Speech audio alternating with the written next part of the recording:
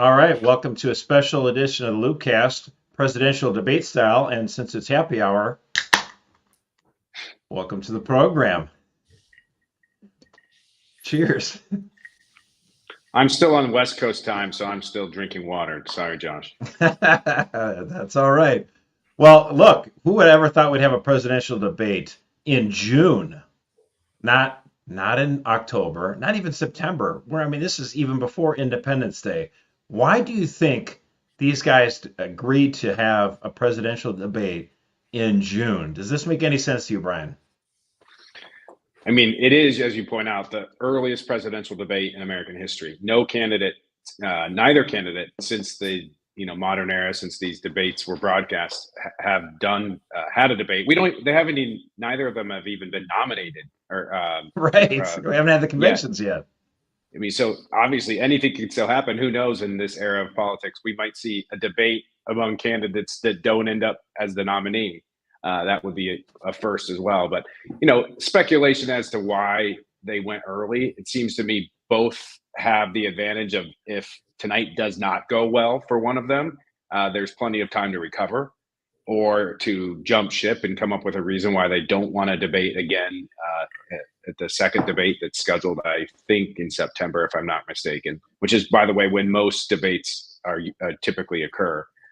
So I think it's a little bit of defensive play on the part of both of them. I think also both of them want to go into their conventions with more material to fundraise on, more things to run ads on, hope to trip up each other, get some gaff or something. So there's advantages or disadvantages going early. Also, this is the fact the American public loves politics, so it's great entertainment, and the candidates know that. And the season of a presidential cycle has been expanding over the last several cycles. It's just getting longer. Well, you and I like it. We're political junkies, but I don't know. What do you think, Tom? Do you think Americans are going to tune in a big way for this debate here if it's in the middle of summer? I'll be really surprised. Not only in the middle of summer, but we're a week out from July 4th. I mean, a lot of people start leaving if they haven't left already for that July 4th weekend, if not the whole week. But I do think Brian's right, and I think it was more the Biden's people's thinking of, well, if our guy messes up, we have a lot of time to recover. If he messes up too bad, maybe we have a lot of time to find somebody new. And I really like the. You think that's the case? I don't think so. I'm one of those.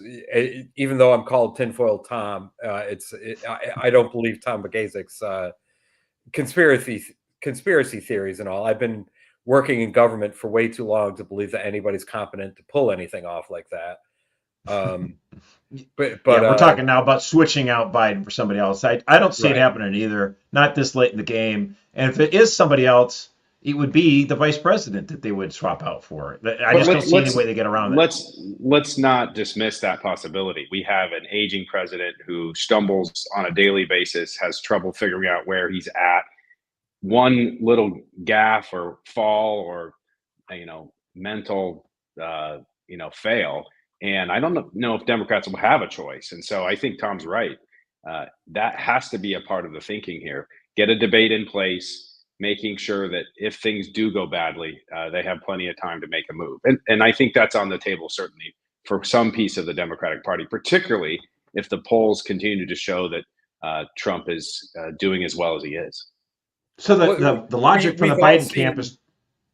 Well, we've all seen Weekend at Bernie's. So I mean, that's certainly one route that they can take, except the Democrats, the one thing they're running on, I don't think it's working, is that they're the adult party. That they are the party of chaos. And if you try to replace a candidate short of the horrible alternative that a candidate dies, if you try to replace a candidate this close to election, it's going to cause chaos. And nobody in the Democratic Party likes Kamala Harris. She did horrible in the primaries in 2020. So they'd be faced with having to figure out a way to replace her as well. And I think it's a very remote possibility. It's funny that this is what we're leading off with, because in my view, this is one of the top issues that people are looking for tonight. Does Biden come across as stable, competent, mentally acute? Does he have what it takes to deliver and serve another 4 years? I think that at the very basic level is what people are going to be looking for. And, that's what we supposedly were looking for in 2020, what we've been looking for in State of the Unions, whether he's drugged or not, as Trump has tried to claim. He generally performs pretty well. He's been preparing supposedly in Camp David for the last 3 or 4 days. They have him huddled down. They have a whole team of debate prep. Yeah, Trump, on the other hand, doesn't like debate prep, supposedly has not gone through a mock debate. He got briefed a bit by Marco Rubio and J.D. Vance on some policy stuff. He, quote, trusts his instincts, which typical New Yorker has some natural debating instincts already. But we'll see. I don't think it's a small issue. I think a lot of Americans tuning in tonight are going to be looking to see on his toes, under the lights, 90 minutes. Can Joe Biden hold his own? All right, before I get to the next question, I just want to give a little shout out. Our new book, For God, Country, and Sanity, How Catholics Can Save America. We're giving away 10 copies today. So all you have to do is, we got a little form in the comments. We're going to have that link here shortly. Click the link and then just make sure you like Catholic Vote and the Loopcast on YouTube and get yourself the book. So, all right, Tom, what do you think is, in all these debates, both teams will say, "Oh, we won. Of course, we won." But what is it going to take for, let's say, the Biden camp to think that they get a win out of tonight's debate? What are they going to be looking for? Breathing. I think. I think at the end of the debate, if they hold a mirror up to Joe Biden and it fogs up, they're going to be happy. And if he's coherent, there's all those videos out there that are very evidence that incoherence fits into a lot of his talking points. I talked to somebody actually in the Trump campaign today, a mutual friend of Brian and I's, and he was saying that Trump is going to try to be laid back for this debate. They're looking to be.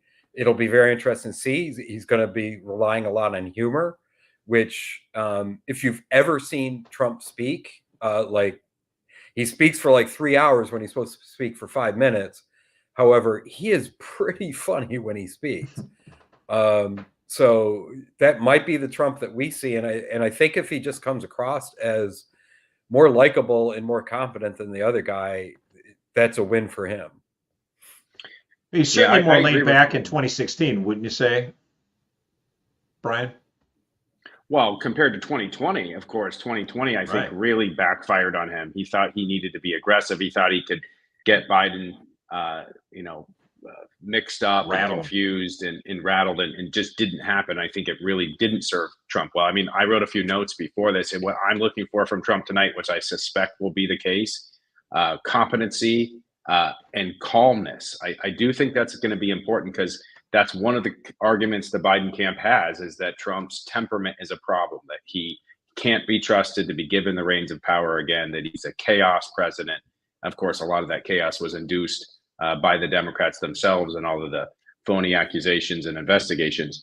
The other thing I'm looking for is, I wrote, don't fight the polls. Let's forget Trump is up by 1, 2, 3, as much as 5 points. Following the conviction, there was some sense that Biden was closing the gap a little bit. And in the last couple of days, the polls now are kind of reversed, and Trump is now growing his lead once again. I think Trump has to trust his instincts there. The American people trust him on the issues that are top of mind for voters, whether that's immigration, whether it's the economy, inflation, obviously the border, foreign policy. And then Josh knows that I'm going to bring this up. The single most important thing I'm looking for tonight: does he come across to voters as someone who cares about them? This is the single most important factor that moves a lot of swing voters. Many of these voters are not big policy analysts. They don't come into these debates or to these elections with a set of principles that they argue from. They're looking for that gut check as, does this guy care about people like me? And right now, Trump is in the lead overwhelmingly. And, recent polling shows 60-70% of America believes that Bidenomics is not serving them. And so don't fight the polls. You're in charge. And when Biden accuses Trump of being incompetent or not capable of delivering on these issues, what he's actually doing is he's accusing the American people of being liars or phonies. And I think Trump has to harness that advantage that he has, which is right now the public is with him. Well, I know that the Trump campaign has said going into this debate that Trump is not going to underestimate Biden in the first presidential debate. What do you think they're getting at here with that, Tom? He does tend to surprise, and his State of the Union address, he was full of energy. That was certainly over an hour long address. There's going to be fact checkers, from CNN and stuff, and we'll try to fact check, of course, as much as we can while also trying to comment. However, Joe Biden has a long history of not telling the truth, and especially when it comes to debates. So I think that's going to be something to watch for as well tonight. Well, it's interesting too, and Josh, this kind of typical debate. Prognosticating a sitting president usually comes into a debate at a disadvantage because typically the opponent has gone through a primary, has gone through a series of debates, has been tested, is making this case regularly, whereas a president usually is surrounded by advisors, many of whom have a hard time overtly challenging them. And so he spent 2 or 3 or 4 years not really being challenged by anybody. And that's the typical analysis that then this is the first time a sitting president over a series of years is actually put under the lights and forced to kind of defend himself in a way that a typical process. But in this case, let's not forget, Trump did not debate any of his opponents in this primary. So he too comes into this a little bit green as far as the public debate stage. Yeah, and again, as we get looking at all the pre-debate analysis, one of the things that it seems coming from the Trump campaign that they were saying all sorts of stuff about, or at least Trump supporters, like, why are you going on CNN? Like Jake Tapper and Dana Bash, these are two commentators who are far left. Why do you think the Trump campaign would agree to having a moderator like this? Isn't it going to be just like, Candy Crowley back again versus, Mitt Romney and Obama, where you're not just competing against your opponent, but you've got the media acting as if an opponent as well. Yeah. I'm going to kind of fight what do you think, Tom? the traditional. Go ahead, Tom. All right. No, well, the great Phyllis Schlafly once said, and I met her numerous times. She used to, when she was debating against the ERA, and she went on Phil Donahue once, and it was like five people on the panel, all of them except for her were for the ERA, and of course Phil Donahue was. And afterwards, she said like they were outnumbered. She was just like, as a conservative, if you can't beat 5 liberals against 1 conservative, then you probably shouldn't be on the stage to begin with. And I think that's probably how Donald Trump is going to approach this. We saw that.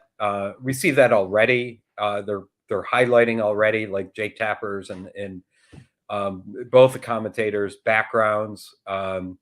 It's just unfortunate in this day and age for any of the major news outlets. A conservative or Republican is not going to get a fair shake, and you have to go in that just knowing it, and that's all part of the calculation. I think part of your strategy. So because I think in 2016 he had a much more laid back style with regards. He knew the media was against him in 2016. He just didn't care. He's like, I can handle and I can bring it on. Let's go. But in 2020 he felt like he was like arguing back and complaining about the refs. Do you think we're going to get more the 2016 version of Trump, where he's just going to have that lightheartedness and just like, let's go, let's fight, and not be complaining about the referees, as it were, Brian? Well, I think he probably will complain about the referees, because I think that this actual setup, the more unfair this debate gets, the better it is for Trump, because he's trying to frame this election, because there's a basis for it, that he's the populist candidate who's for the people against the elites, against the big business country club Democrats. Trump does not have a single donor among any Fortune 100 CEOs. And I think that if you look at some of the analysis over how populist candidates succeed, when it appears that the system or that those in power are conspiring or working against the populist leader, it actually validates people's perceptions of why they need to elect them. It actually bolsters their case of, hey, I want the guy that's going to fight for me against these people that are messing up the country, against these people who have made my life worse than at least it was 4 years ago. So I'm actually hoping that there is a lot of foul play here. There's a lot of interruptions that Tapper or Bash tries to fact check Trump in a way that comes across extraordinarily unfair. And I think they're going to be very careful there, but I think that will actually inure to Trump's advantage if that happens. I guess so long as Trump has got that kind of verve and that kind of moxie to go back with it, rather than whining. I think if he does the whining approach, it just seems like you're a complainer. If you just kind of laugh it off, like, of course you're against me, you guys are horrible, you're the elites. And if he does it that way, it's having that confidence and not whining, I guess, would be the big difference. Tom, what do you think? I think definitely. I mean, if Biden, I'm sure Joe Biden's strategy is to get under Donald Trump's skin. My advice would be, if that ever happens, just start quoting statistics that I'm sure Donald Trump is very familiar with, of what the price of gas was when he was president, what the price of gas is today. What's the price of bread today? What's the price of bread under President Trump? There's inflation is what's on people's minds. How many people were across the border every single day illegally now, as opposed to when President Trump was in office? We're talking differences of hundreds of thousands. They both have records to run on, and Donald Trump's on paper is much, much better than what we're seeing under the current presidency. All right, so Brian, I mean, ultimately, I think Biden's strategy is going to be to make this debate and the election about Donald Trump. But in your mind, from what you said before, it seems like you would say Donald Trump's strategy has got to make the election about the American people and get it away from himself, even. Like, I'm the guy, I'll help you, but to focus the attention on how are you doing, as Tom was just saying, like dealing with prices, dealing with all this crime, immigration. Well, it's true. And anyone that's done a media interview or been in a debate, what you do is you go into it knowing all the things you're going to say. And no matter what you're asked, you pivot to what you're going to say. So thank you for that question, Dana Bash. That reminds me, I wanted to talk tonight about, and just ignore the question. I think Trump will make a big mistake if he responds to any of Biden's, goading around the issues that he wants to make it about. And we know what those are. Democracy, January 6th, Trump's temperament, and his legal troubles. If the debate turns into a fight on those issues and Trump tries to fight back there, I think it will be not a good night for Trump.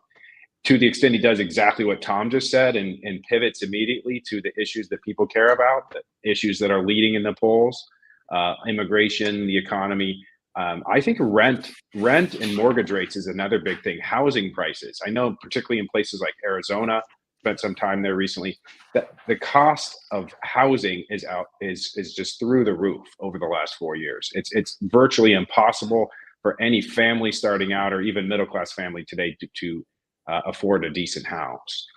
So I think that's important. The last thing I'll say is I just saw in even the New York Times Siena poll that just came out a couple days ago. Can you guess the percentage of people that said democracy or January 6th was a priority for them? Single digits. 5%.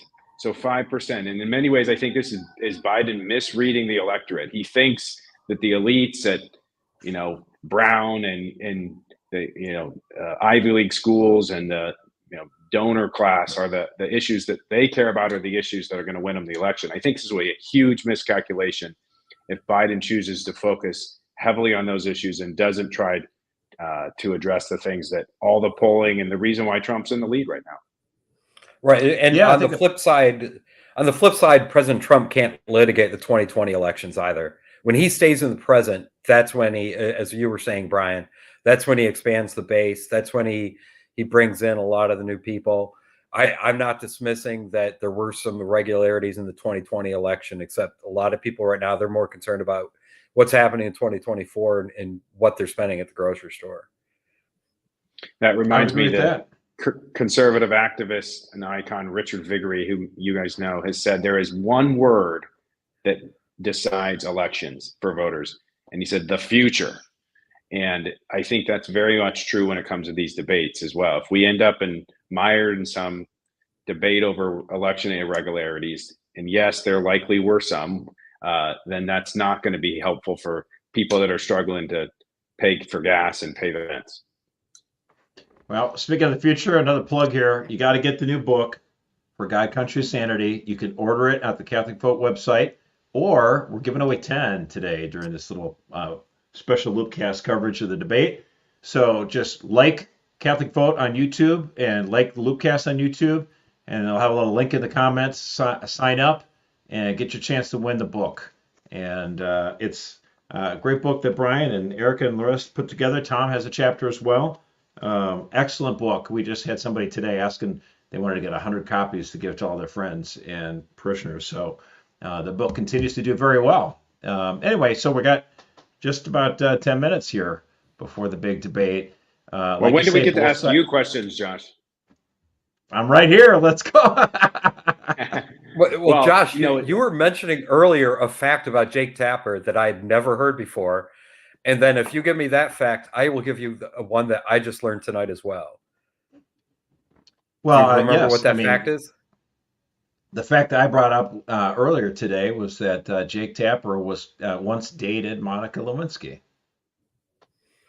True and the story. fact I heard tonight was Jake Tapper was once a spokesman for the Hooters restaurant chain. I had not known that before. So, boy, here there's a joke connecting those two, and we're not going to go there. And here I was going to ask, this is a Catholic organization, a Catholic podcast. Let's talk about the issues that I think that Catholics are going to be looking for in this debate, particularly, obviously, the big one, the preeminent issue. How do you see the abortion issue coming, and how do you see both of them playing this tonight?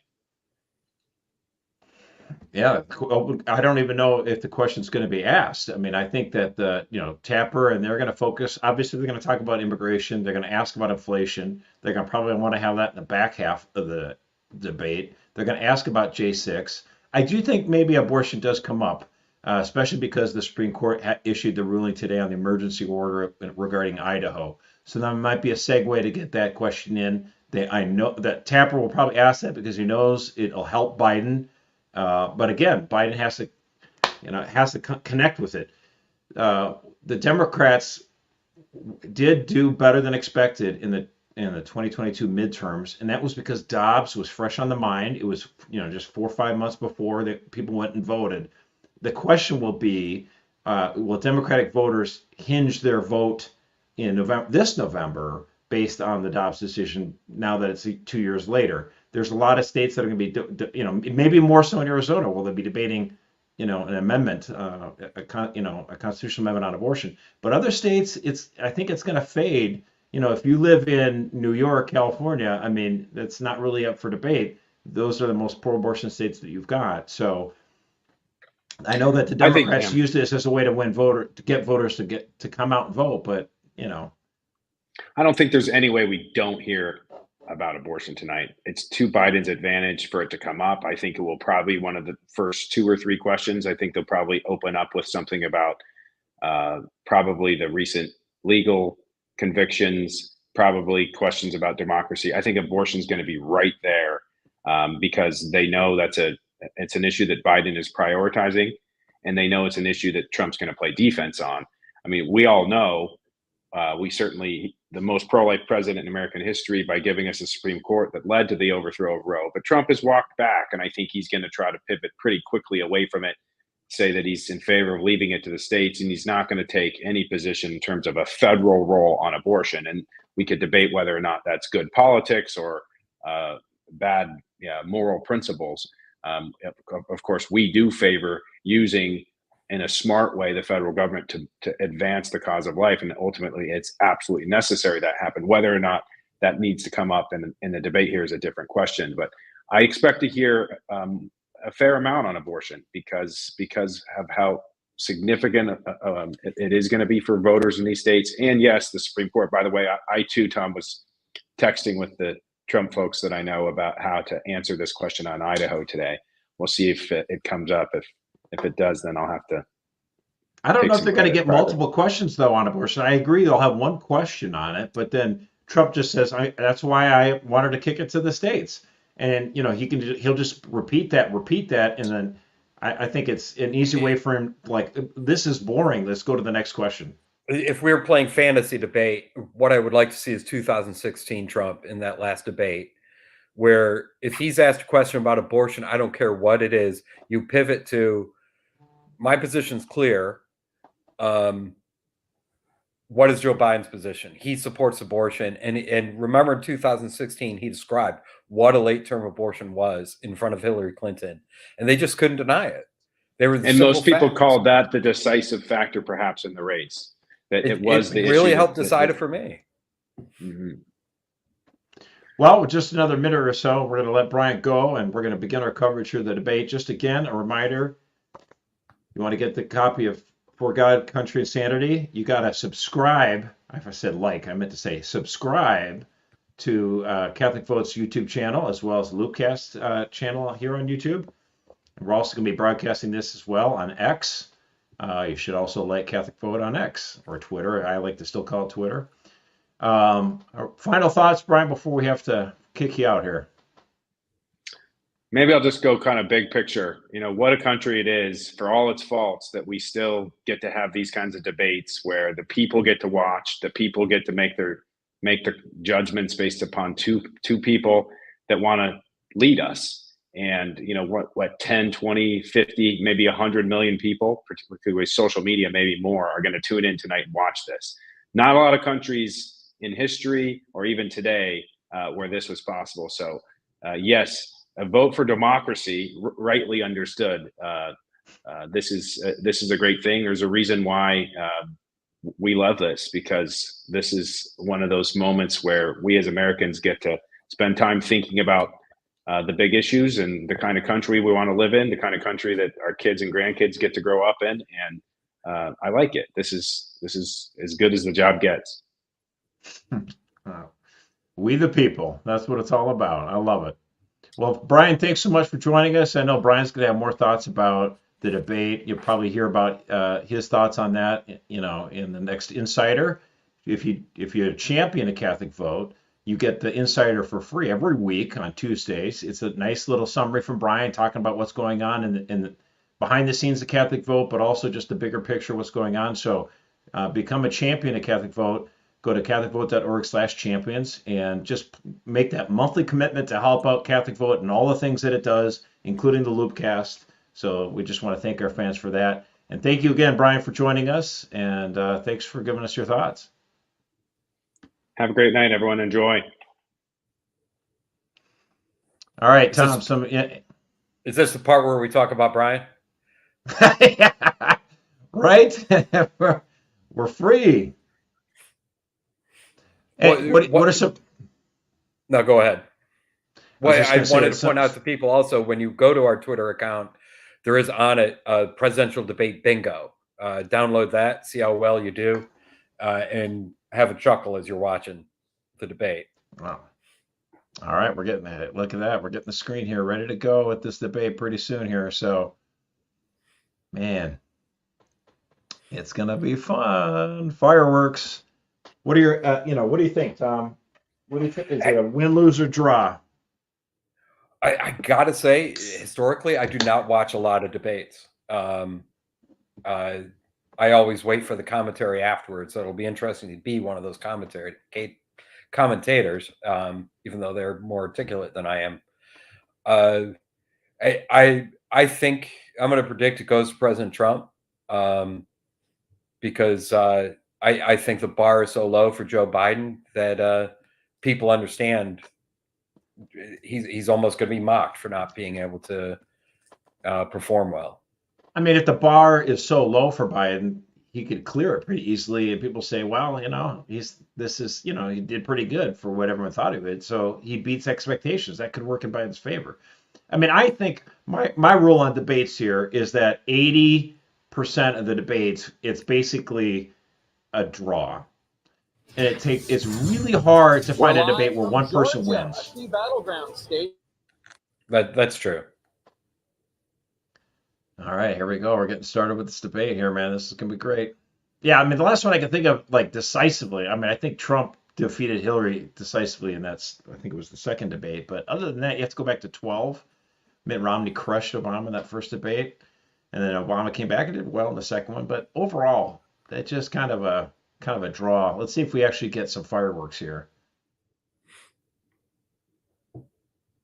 And it'll be interesting because they can't interrupt each other. This is a pivotal So maybe we'll have to interrupt them for them. Joe Biden and former President I mean, there's no audience, no live audience. The nation's highest office.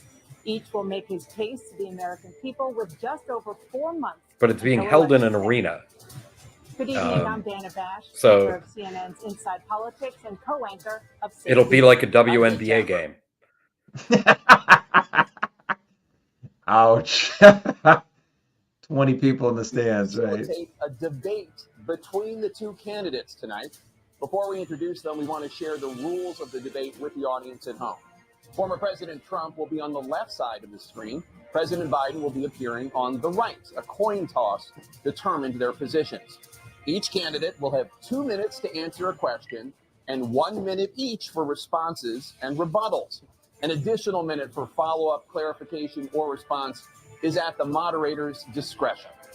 When it's time for a candidate to speak, his microphone will be turned on and his opponent's microphone will be turned off. Should a candidate interrupt when his microphone is muted, he will be difficult to understand for viewers at home. At the end of the debate, each candidate... And if Joe Biden's microphone is on, he will be difficult to understand for the viewer at home. Exactly. Pre-written notes, props, or Trump yells campaign loud. Staff are not permitted during the debate. I was watching CNN. They had an example of how those microphones work. I think it'll be hard even for Trump to now, please welcome interrupt. The 46th President of the United States, Joe Biden. Folks, how are you? First debate between two presidents. Good to be here. Thank you. Is it Grover Cleveland never debated? The Or 45th President of the United States. I guess Joe Biden would know. He Donald would have been Trump. there. Okay, do they shake hands before or afterwards? No, not before. Gentlemen, Let's see if they thanks do so it much for afterwards. being here. Let's begin the debate, and let's start with the issue that voters consistently say is their top concern, the economy. President Biden, inflation has slowed, but prices remain high. Since you took office, the price of essentials has increased. For example, a basket of groceries that cost $100 then now costs more than $120. And typical home prices have jumped more than 30%. What do you say to voters who feel they are worse off under your presidency than they were under President Trump? We got to take a look at what I was left when I became president and what Mr. Trump left me. We had an economy that was in free fall. He does not sound good. So badly handled. No. Many people were dying. All he said was, it's not that serious. Just inject a little bleach in your arm. You'll be all right. The economy collapsed. Oh, there were no jobs. Unemployment rate rose to 15%. It was terrible. And so what we had to do is try to put things back together again. And that's exactly what we began to do. We created 15,000 new jobs. We brought out a position where we have 800,000 new manufacturing jobs, but there's more to be done. There's more to be done. Working class people are still in trouble. I come from Scranton, Pennsylvania. I come of a household where the kitchen table, if the things weren't able to be met during the month, it was a problem. Price of eggs. Do we have to drink every time he mentions where he came from? A whole range of things. That's why I'm working so hard to make sure I deal with those problems. And we're going to make sure that we reduce the price of housing. We're going to make sure we build 2 million new units. We're going to make sure we cap rents so corporate greed can't take over. The combination cap rents. Left with corporate greed is the reason why we're in this problem right now. In addition corporate to that, greed.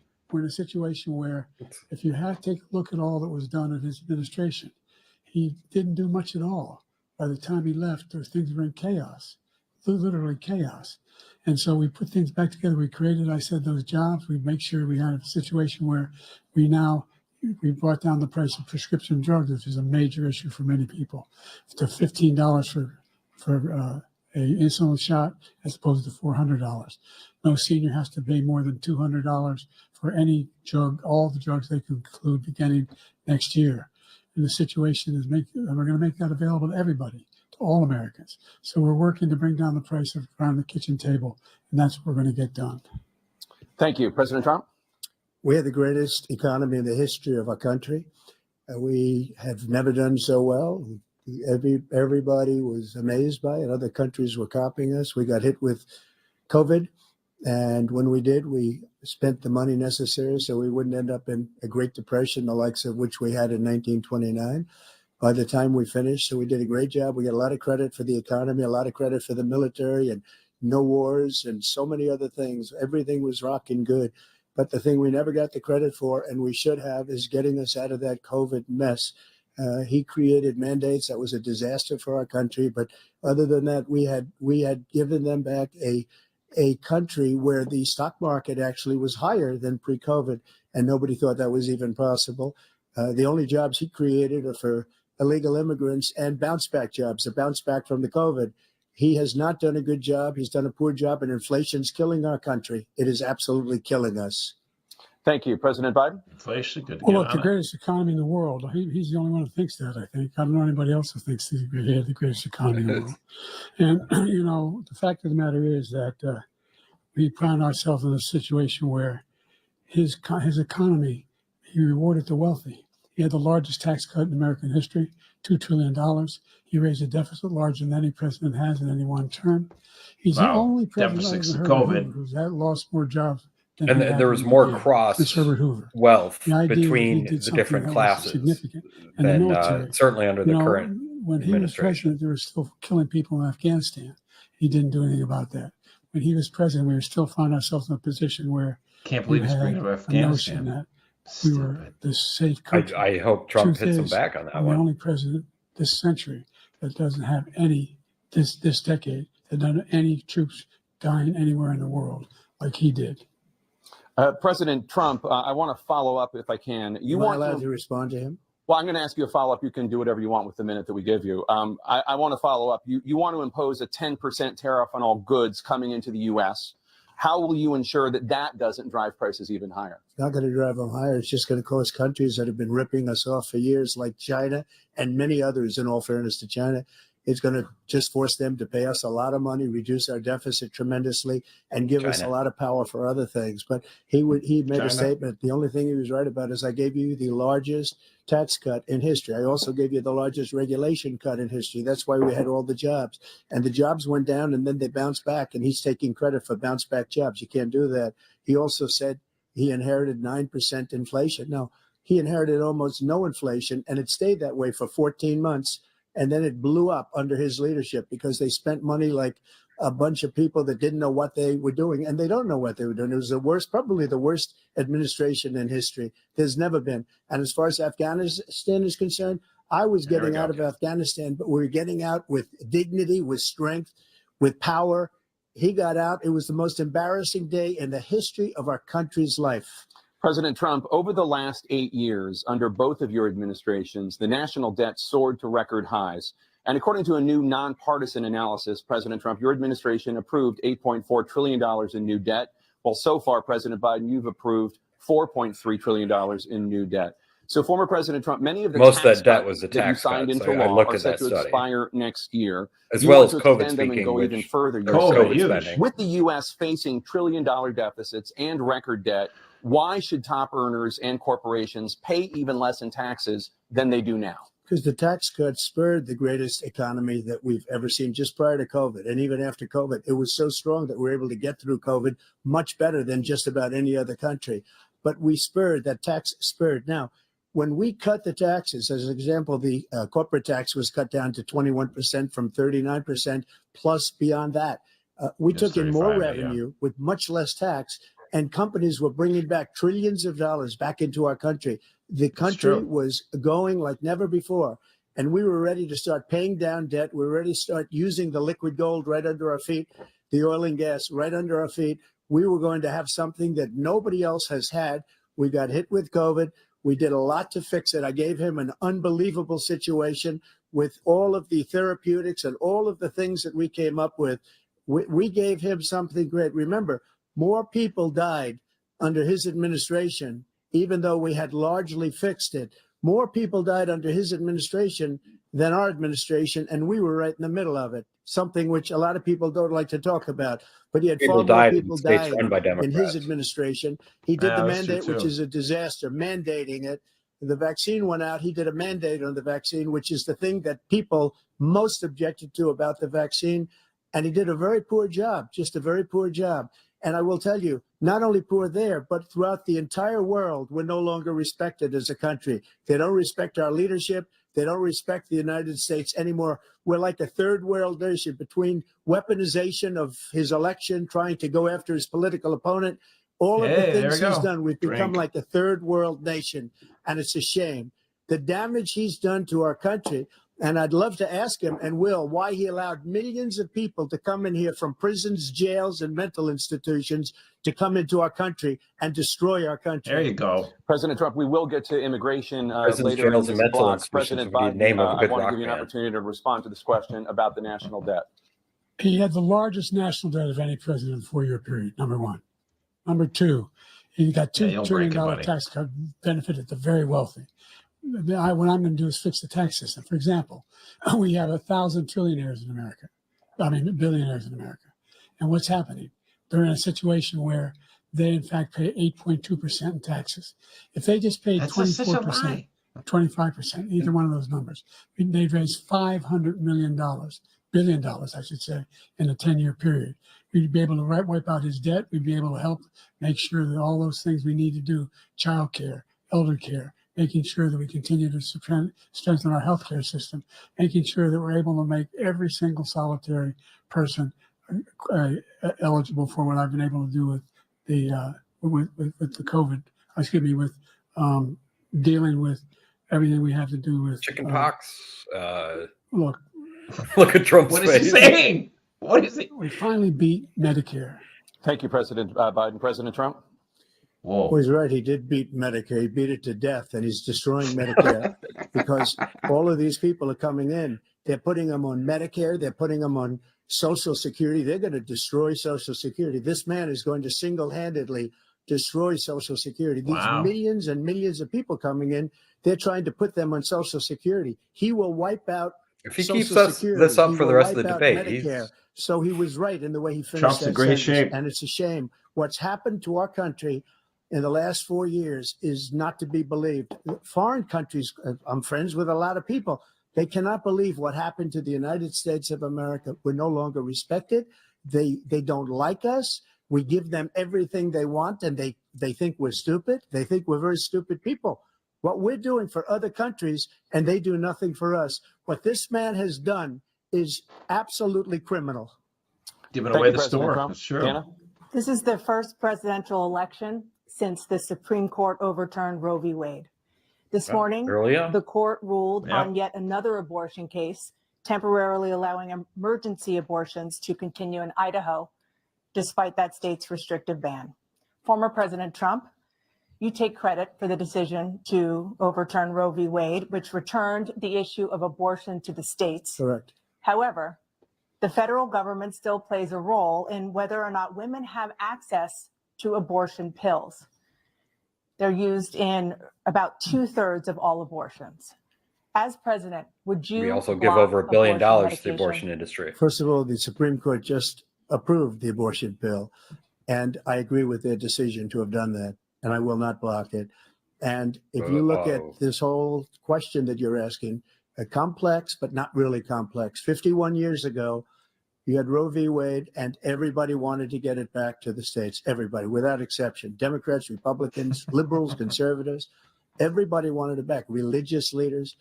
And what I did is I put 3 great Supreme Court justices on the court, and they happened to vote in favor of killing Roe v. Wade and moving it back to the states. This is something that everybody wanted. Now, 10 years ago or so, they started talking about how many weeks and how many this, getting into other things. But every legal scholar throughout the world, the most respected, wanted it brought back to the states. I did that. Now the states are working it out. If you look at Ohio, it was a decision that was an end result that was a little bit more liberal than you would have thought. Kansas, I would say the same thing. Texas is different. Florida is different. But they're all making their own decisions right now. And right now, the states control it. That's the vote of the people. Like Ronald Reagan, I believe in the exceptions. I am a person that believes. And frankly, I think it's important to believe in the exceptions. Some people, you have to follow your heart. Some people don't believe in that. This is an issue he needs to work still on more. Rape, I think the average voter likes what he's saying here, though. It's very important. Right. Some people don't follow your heart. But now, someone said he endorsed the pill. I think he was thinking of the Idaho decision, but I don't know. We'll see what he thinks. The problem they have is they're radical because they will take the life of a child in the 8th month, the 9th month, and even after birth. After birth, if you look at the former governor of Virginia, he was willing to do this. He said, we'll put the baby aside and we'll determine what we do with the baby, meaning we'll kill the baby. What happened is we brought it back to the states, and the country is now coming together on this issue. It's been a great thing. Thank you. President Biden? It's been a terrible thing, what you've done. The fact is that the vast majority of constitutional scholars supported Roe when it was decided, supported Roe. And that's this idea that they're all against it is just ridiculous. And this is the guy who says the state should be able to have it. We're in a state where in 6 weeks, you don't even know whether you're pregnant or not, but you cannot see a doctor and have him decide on what your circumstances are, whether you need help. The idea that states are able to do this is a little like saying we're going to turn civil rights back to the states, let each state have a different rule. Racism. Look, there's so many young women who have been, including a young woman who just was murdered, and he went to the funeral. The idea that she was murdered by an immigrant coming in, they talk about that. But here's the deal: there's a lot of young women who are being raped by their in-laws, by their spouses, brothers and sisters, it's just ridiculous, and they can do nothing about it. Donald Trump is citing an actual case, and Joe Biden is. There have been many young women murdered by the same people he allows to come across our border. We have a border that's the most dangerous place anywhere in the world. Joe Biden stepped in that one to bring it back. Yeah, that was dumb. Immigration. And he opened it. Why would he pivot from abortion to immigration? And they are raping Stupid and killing women. And it's a terrible thing. As far as the abortion is concerned, it is now back with the states. The states are voting. In many cases, it's frankly a very liberal decision. In many cases, it's the opposite. But they're voting, and it's bringing it back to the vote of the people, which is what everybody wanted, including the founders, if they knew about this issue, which frankly they didn't. But they would have. Everybody wanted brought back. Ronald Reagan wanted it brought back. He wasn't able to get it. Everybody wanted it brought back, and many presidents had tried to get it back. I was the one to do it. And again, this gives it the vote of the people, and that's where they wanted it. Every legal scholar wanted it that way. I'm not saying Trump's perfect, but this is an effective answer he's given. 7 states. Right. I'll let you do that. This is the same topic. 7 states have no legal restrictions on how far into a pregnancy a woman can obtain an abortion. Do you support any legal limits on how late a woman should be able to terminate a pregnancy? Credit to Dana. Roe v. Wade. Okay. It said 3 trimesters. First time is between the woman and the doctor. Second time is between the doctor. This is not. He's lying about Roe v. Wade. The third time is between the doctor. Between the woman and the state. The idea that the politicians and the Biden administration also is separating the doctor from the decision to be the one making decisions about women's health is ridiculous. That's the last. No politician should be making that decision. A doctor should be making those decisions. That's how it should be run. That's what you're going to do. And he also removes any conscience protections for doctors. So that means he can take the life of the baby in the 9th month and even after birth, because some states, Democrat run, take it after birth. Again, the former governor of Virginia, put the baby down, then we decide what to do with it. So he's willing to, as we say, Trump rip on the offense baby out of again the womb in the 9th month and kill the baby. He must have been Nobody watching wants that to happen. our Democrat pre-show. or Republican. Nobody wants it to happen. That is simply not true. The Roe v. Wade does not. Why is his mic not cut off? That's not the circumstance. Only if a woman's life is in danger, she's going to die. That's the only circumstance in which that can happen. Yeah, moderators. Not for late-term abortion. Period. Period. Under Liar. Roe v. Wade, you have late-term abortion. You can do whatever you want, depending on the state. You can do whatever you want. We don't think that's a good thing. We think it's a radical thing. We think the Democrats are the radicals, not the Republicans. For 51 Yeah. years, All right, 51 let's years, go. the scholarship said it was the right way to go. It's only taken us 50 51 years, but we have And a it's taken president who away actually because this guy says what we want him to say on other this. members on the Donald Supreme Court Trump is the takes Republican credit who for does it. taking away. Amazing. What's he going to do? What's he going to do? In fact, if the MAGA Republicans, he gets elected, and the MAGA Republicans control the Congress, and they pass a universal ban on abortion, period, across the board at 6 weeks or 7 or 8 or 10 weeks, something very, very conservative. Is he going to sign that bill? I'll veto it. He'll sign it. Thank you. Let's turn now to the issue of immigration and border security. President Biden, a record number of migrants have illegally crossed the southern border on your watch.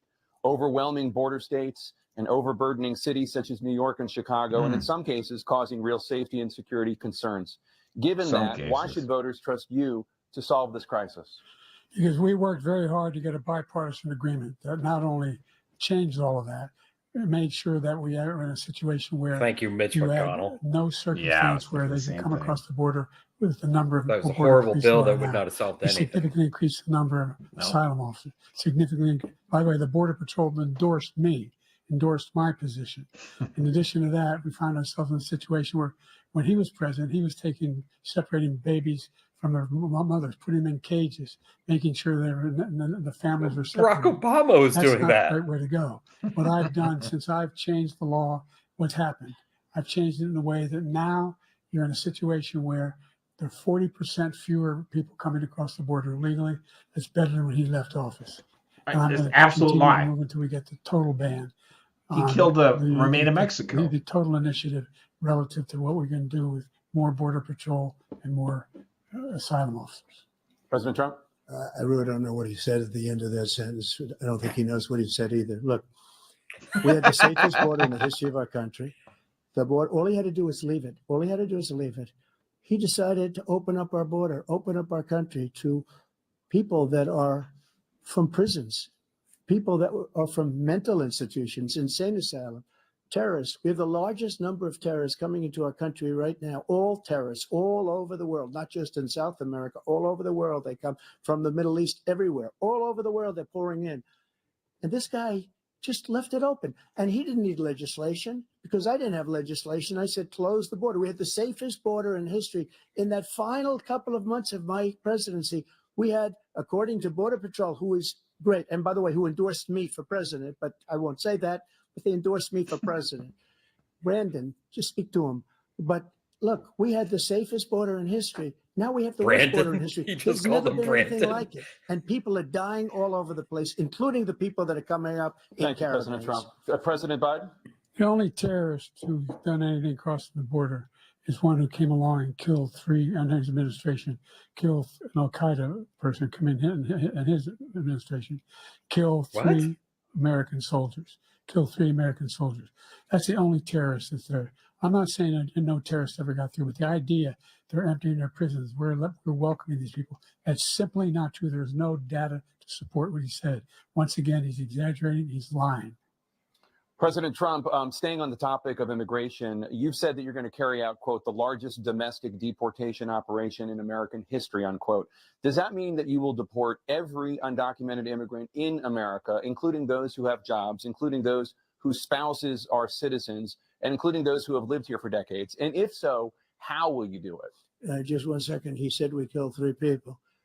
The people we killed are al-Baghdadi and Soleimani, the two greatest terrorists, biggest terrorists anywhere in the world.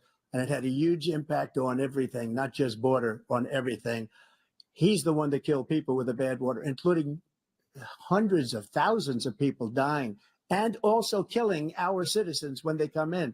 We are living right now in a rat's nest. They're killing our people in New York, in California, in every state in the union, because we don't have borders anymore. Every state is now a border. And because of his ridiculous, insane, and very stupid policies, people are coming in and they're killing our citizens at a level that we've never seen. We call it migrant crime. I call it Biden migrant crime. They're killing our citizens at a level that we've never seen this before. debate was in and September. You're reading it like these three incredible young girls over the last few days. One of them, I just spoke to the mother, and he just had the funeral for this girl, 12 years old.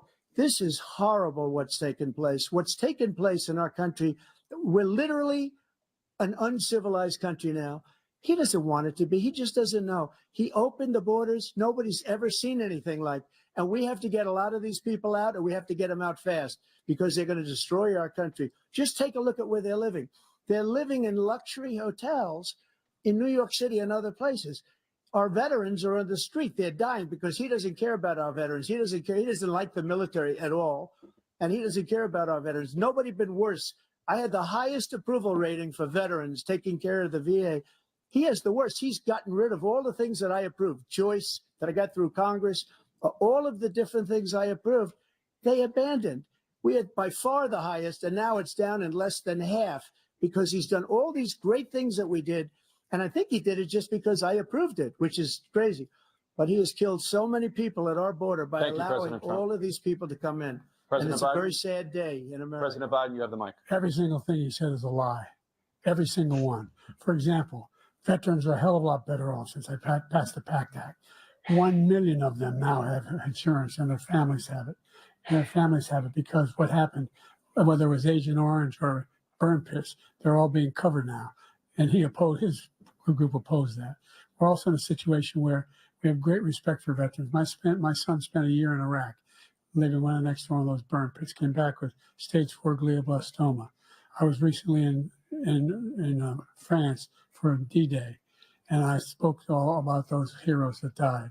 I went to the World War II cemetery, World War I cemetery he refused to go to.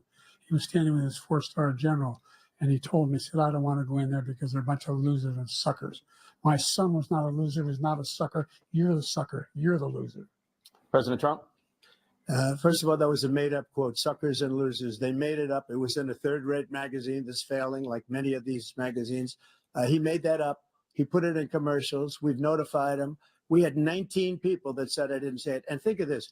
Who would say I'm at a cemetery or I'm talking about our veterans? Because nobody's taken better care. I'm so glad this came up and he brought it up. There's nobody that's taken better care of our soldiers than I have. To think that I would, in front of Joe Biden has generals turned and our others, veterans say, hospitals into suckers and mortuaries. losers. We have 19 people that said it was never said by me. It was made up by him, just like Russia was made up, just like the 51 intelligence agents are made up, just like the new thing with the 16 economists are talking. It's the same thing. 51 intelligence agents said that the laptop was Russia disinformation. It wasn't. That came from his son, Hunter. It wasn't Russia disinformation. He made up the suckers and losers, so he should apologize to me right now. 4-star Yeah, there you general go. standing to your side who was on your staff who said you said it, period. That's number one. And number two, the idea that I have to apologize to you for anything along the line. We've done more for veterans than any president has in American history. And they now are in their family. The only sacred obligation we have as a country is to care for our veterans when they come home and their families and equip them when they go to war. That's what we're doing. Afghanistan? That's what the VA is doing now. They're doing more for veterans than ever before in our history. All right. Thank you so much. Let's move to the topic of foreign policy. I want to begin with Russia's war against Ukraine, which is now in its 3rd year.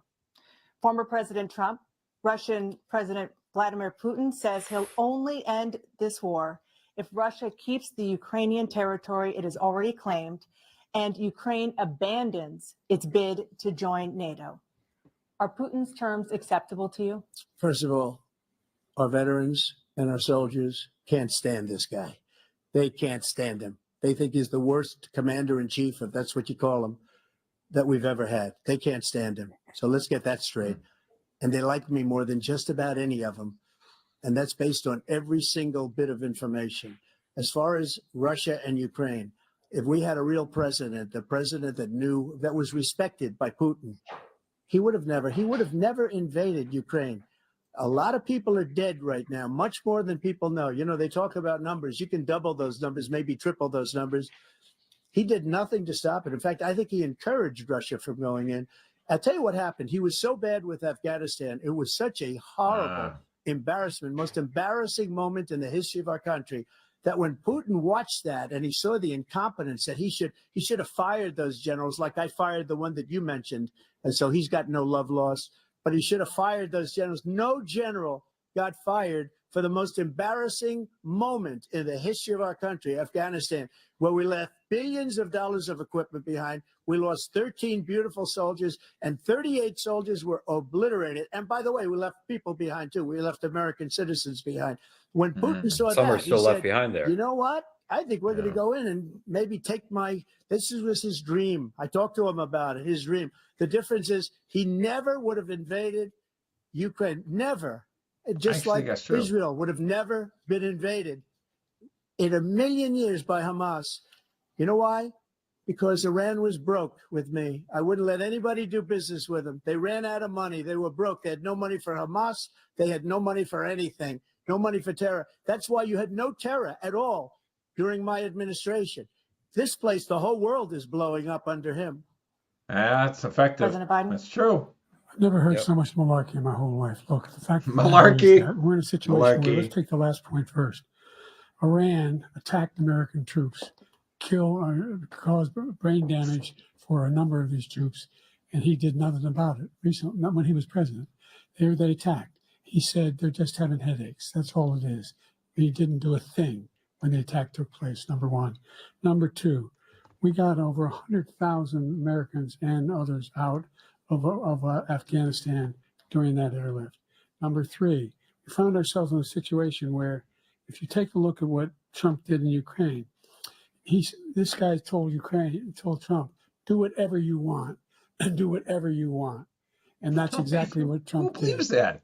to Putin, encourage him, do whatever you want. And he went in. And listen to what he said when he went in. He was going to take Kyiv in 5 days, remember? Because it's part of the old Soviet Union. That's what he wanted to reestablish. Kyiv, and he in fact didn't do it at all. Wasn't able to get it done, and they've lost thousands and thousands of troops, 500,000 troops.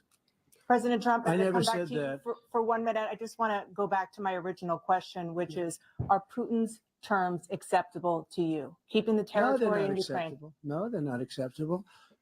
But look, this is a war that never should have started. If we had a leader in this war, he led everybody along.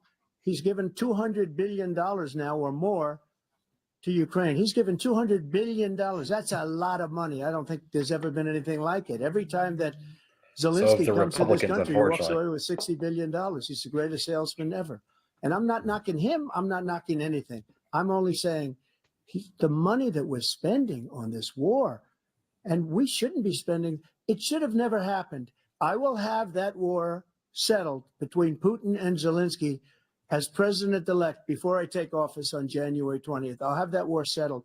People being killed so needlessly, so stupidly, and I will get it settled, and I'll get it settled fast before I take office. President Biden, you have a minute.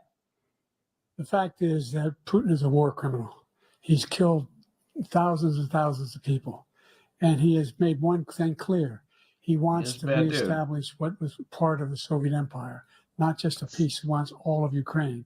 That's what he wants. That's true. And then you think he'll stop there? Do you think he'll stop when he... But the Mitch McConnells and Joe Bidens of the world, I don't think What do you think happens to Poland? What do you think of connected. Belarus? What do you think happens to Just those how NATO involved countries? should we And get so to if you stop want a you? war, you ought to find out what he's going to do, because if in fact he does what he says and walks away, by the way, all that money we give Ukraine are from weapons we make here in the United States. We give them the weapons, not the money at this point. And our NATO allies have produced as much funding for Ukraine as we have. That's why we're strong. Thank you. Moving on to the Middle East. In October, Hamas attacked Israel, killing more than 1,000 people and taking hundreds of hostages. Among those held and thought to still be alive are 5 Americans. Israel's response has killed thousands of Palestinians and created a humanitarian crisis in Gaza. President Biden, you've put forward a proposal to resolve this conflict, but so far Hamas has not released the remaining hostages, and Israel is continuing its military offensive in Gaza. So what additional leverage will you use to get Hamas and Israel to end the war? You have 2 minutes. Number one, everyone from the United Nations Security Council straight through to the G7 to the Israelis and Netanyahu himself have endorsed the plan I put forward, which has 3 stages to it. The first stage is trade the hostages for a ceasefire. Second phase is a ceasefire with additional conditions. The third phase is the end of the war. The only one who wants the war to continue is Hamas, number one. They're the only ones standing out. We're still pushing hard to get them to accept. In the meantime, what's happened? In Israel, we're finding the only thing I've denied Israel was 2,000-pound bombs. They don't work very well in populated areas. They kill a lot of innocent people. We're providing Israel with all the weapons they need and when they need them. And by the way, I'm the guy that organized the world against Iran when they had a full-blown intercontinental ballistic missile attack on Israel. No one was hurt. No one Israeli was accidentally killed, and it just stopped. We saved Israel. We are the biggest producer of support for Israel of anyone in the world. And so there are two different things. Hamas cannot be allowed to be continued. We continue to send our experts and our intelligence people as to how they can get Hamas like we did bin Laden. You don't have to do it. And by the way, they've been greatly weakened, Hamas, greatly weakened, and they should be. They should be eliminated. But you've got to be careful for using certain weapons among population centers. I'm surprised he said such Go nice back things to about Ukraine Israel. for 1 second. We have an ocean separating us. The European nations together have spent 100 billion, or maybe more than that, less than us. Why doesn't he call them and say, you got to put up your money like I did with NATO? I got them to put up hundreds of billions of dollars. The Secretary General of NATO said Trump did the most incredible job I've ever seen. They wouldn't have any, they were going out of business. We were spending almost 100% of the money was paid by us. He didn't do that. He's getting you got to ask these people to put up the money. We're over $100 billion more spent, and it has a bigger impact on them because of location, because we have an ocean in between. You got to ask them. As far as Israel and Hamas, Israel's the one that wants to go. He said the only one who wants to keep going is Hamas. Actually, Israel is the one, and you should let him go and let him finish the job. He doesn't want to do it. He's become like a Palestinian, but they don't like him because he's a very bad Palestinian. He's a weak one. President Biden, you have a minute. I've never heard so much foolishness. This is a guy who wants to get out of NATO. You're going to stay in Somebody NATO? gave Biden a You're going to thesaurus. pull out of NATO. The idea that we have our strength Malarkey, lies in our foolishness. alliances as well. It may be a big ocean, but we're ever able to avoid a war in Europe, a major war in Europe? What happens if, in fact, you have Putin continue to go into NATO? We have an Article 5 agreement. Attack on one is attack on all. You want to start the nuclear war he keeps talking about, go ahead. Right. Let Putin go in and control Ukraine and then move on to Poland and other places. What is he talking about? He has no idea what the hell he's talking about. And by the way, I got 50 other nations around the world to support Ukraine, including Japan and South Korea, because they understand that this kind of dislocation has a serious threat to the whole world peace. No major war in Europe has ever been able to be contained just to Europe. President Trump, just to follow up, would you support the creation of an independent Palestinian state in order to achieve peace in the region? I'd have to see, but before we do that, the problem we have is that we spend all the money. So they kill us on trade. I made great trade deals with the European nations because if you add them up, they're about the same size economically. Their economy is about the same size as the United States. And they were no cars, they don't want anything that we have, but we're supposed to take their cars, their food, their everything, their agriculture. I changed that. But the big thing I changed is they don't want to pay. And the only reason that he can play games with NATO is because I got them to put up hundreds of billions of dollars. I said, That's and true. he's right about this. I said, no, I'm not going to support NATO if you don't pay. They asked me that question. Would you guard us against Russia at a very secret meeting of the 28 states at that time, nations at that time? And they said, no, if you don't pay, I won't do that. And you know what happened? Billions and billions of dollars came flowing in the next day and the next months. But now we're in the same position. We're paying everybody's bills. Let's turn to the issue of democracy. Former President Trump, I want to ask That's you gonna about play well. January 6, 2021. After you There we rallied your go. supporters Drake. that day, Yep. some of them stormed the Capitol to stop the constitutionally mandated counting of electoral votes. As president, you swore an oath to, quote, preserve, protect, and defend, unquote, the Constitution. What do you say to voters who believe that you violated that oath through your actions and inaction on January 6th and worry that you'll do it again? Well, I don't think too many believe that. And let me tell you about January 6th. On January 6th, we had a great border. Nobody coming through, very few. Ah. On January 6th, we were energy independent. On January 6th, we had the lowest taxes ever. An We had the awkward lowest segue, but a regulations segue. ever. On I like January it. 6th, we were respected all over the world. All over the world, we were respected. And then he comes in, and we're now laughed at. We're like a bunch of stupid people. What happened to the United States' reputation under this man's leadership is horrible, including weaponization, which I'm sure at some point you'll be talking about, where he goes after his political opponent because he can't beat him fair and square. You have 80 seconds left. My question was, what do you say to those voters who believe that you violated your constitutional oath? He wants to go back to it. On January 6, 2021, and worry that you'll do it again. Well, I didn't say that to anybody. I said peacefully and patriotically. And Nancy Pelosi, if you just watched the news from 2 days ago, on tape to her daughter, who's a documentary filmmaker, they say, but she's saying, oh, no, it's my responsibility. I was responsible for this. Because I offered her 10,000 soldiers or National Guard, and she turned them down. And the mayor, that's true. In writing, by the way, the mayor, in writing, turned it down. The mayor of D.C., they turned it down. I offered 10,000 because I could see, I had virtually nothing to do. They asked me to go make a speech. I could see what was happening. Everybody was saying they're going to be there on January 6th. They're going to be there. And I said, you know what? There's a lot of people coming. You could feel it. You could feel it too, and you could feel it. And I said, they ought to have some National Guard or whatever.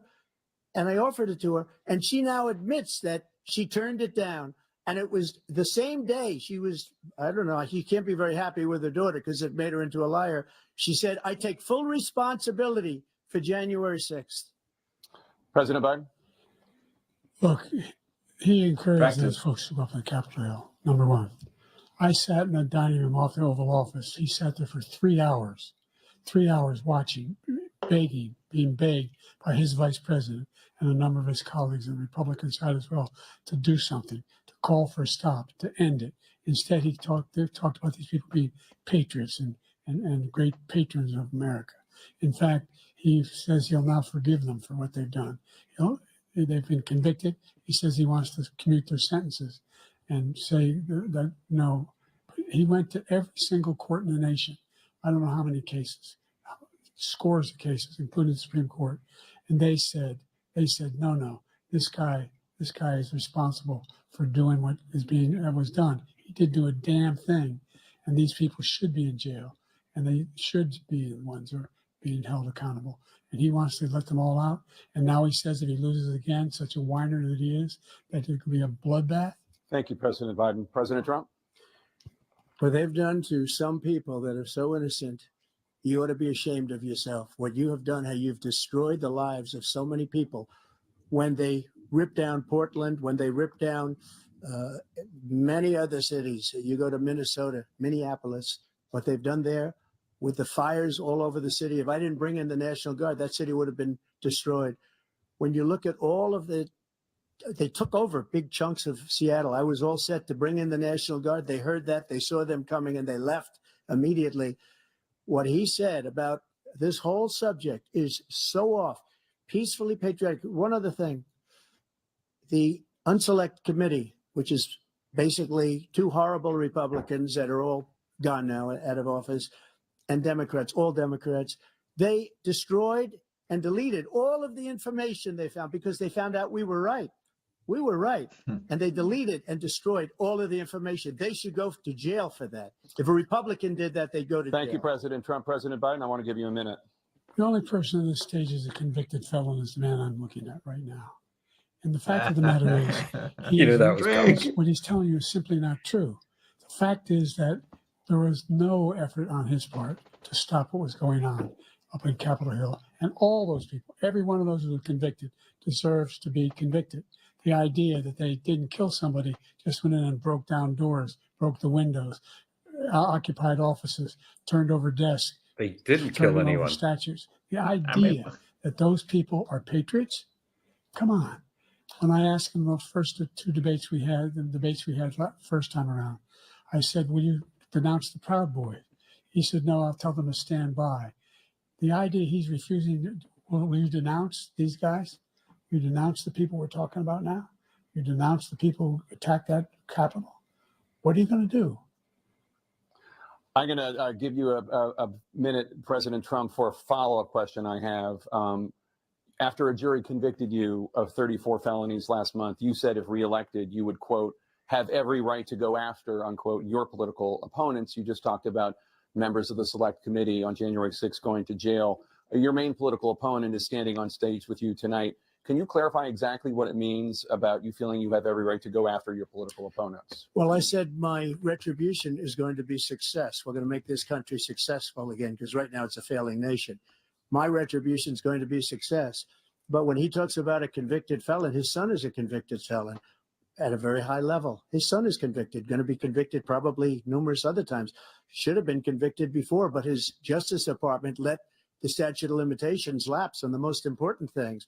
But he could be a convicted felon as soon as he gets out of office. Joe could be a convicted felon with all of the things that he's done. He's done horrible things. All of the death caused at the border, telling the Ukrainian people that we're going to want $1 billion or you change the prosecutor.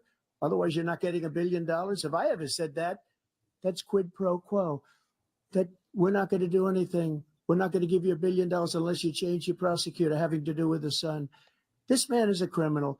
This man, you're lucky. You're lucky. I did nothing wrong. We'd have a system that was rigged and disgusting. I did nothing wrong. Thank you, President Trump. President Biden, you have said, I'm coming right to you, sir. You want to respond? Go ahead. I'll give you a minute to respond. The Of course you idea will. that I did anything wrong relative to what you're talking about is outrageous. It's simply a lie, number one. Number two, the idea that you have a right to seek retribution against any American just because you're president is wrong. It's simply wrong. No president's ever spoken like that before. No president in our history. You do it. Number I three, know.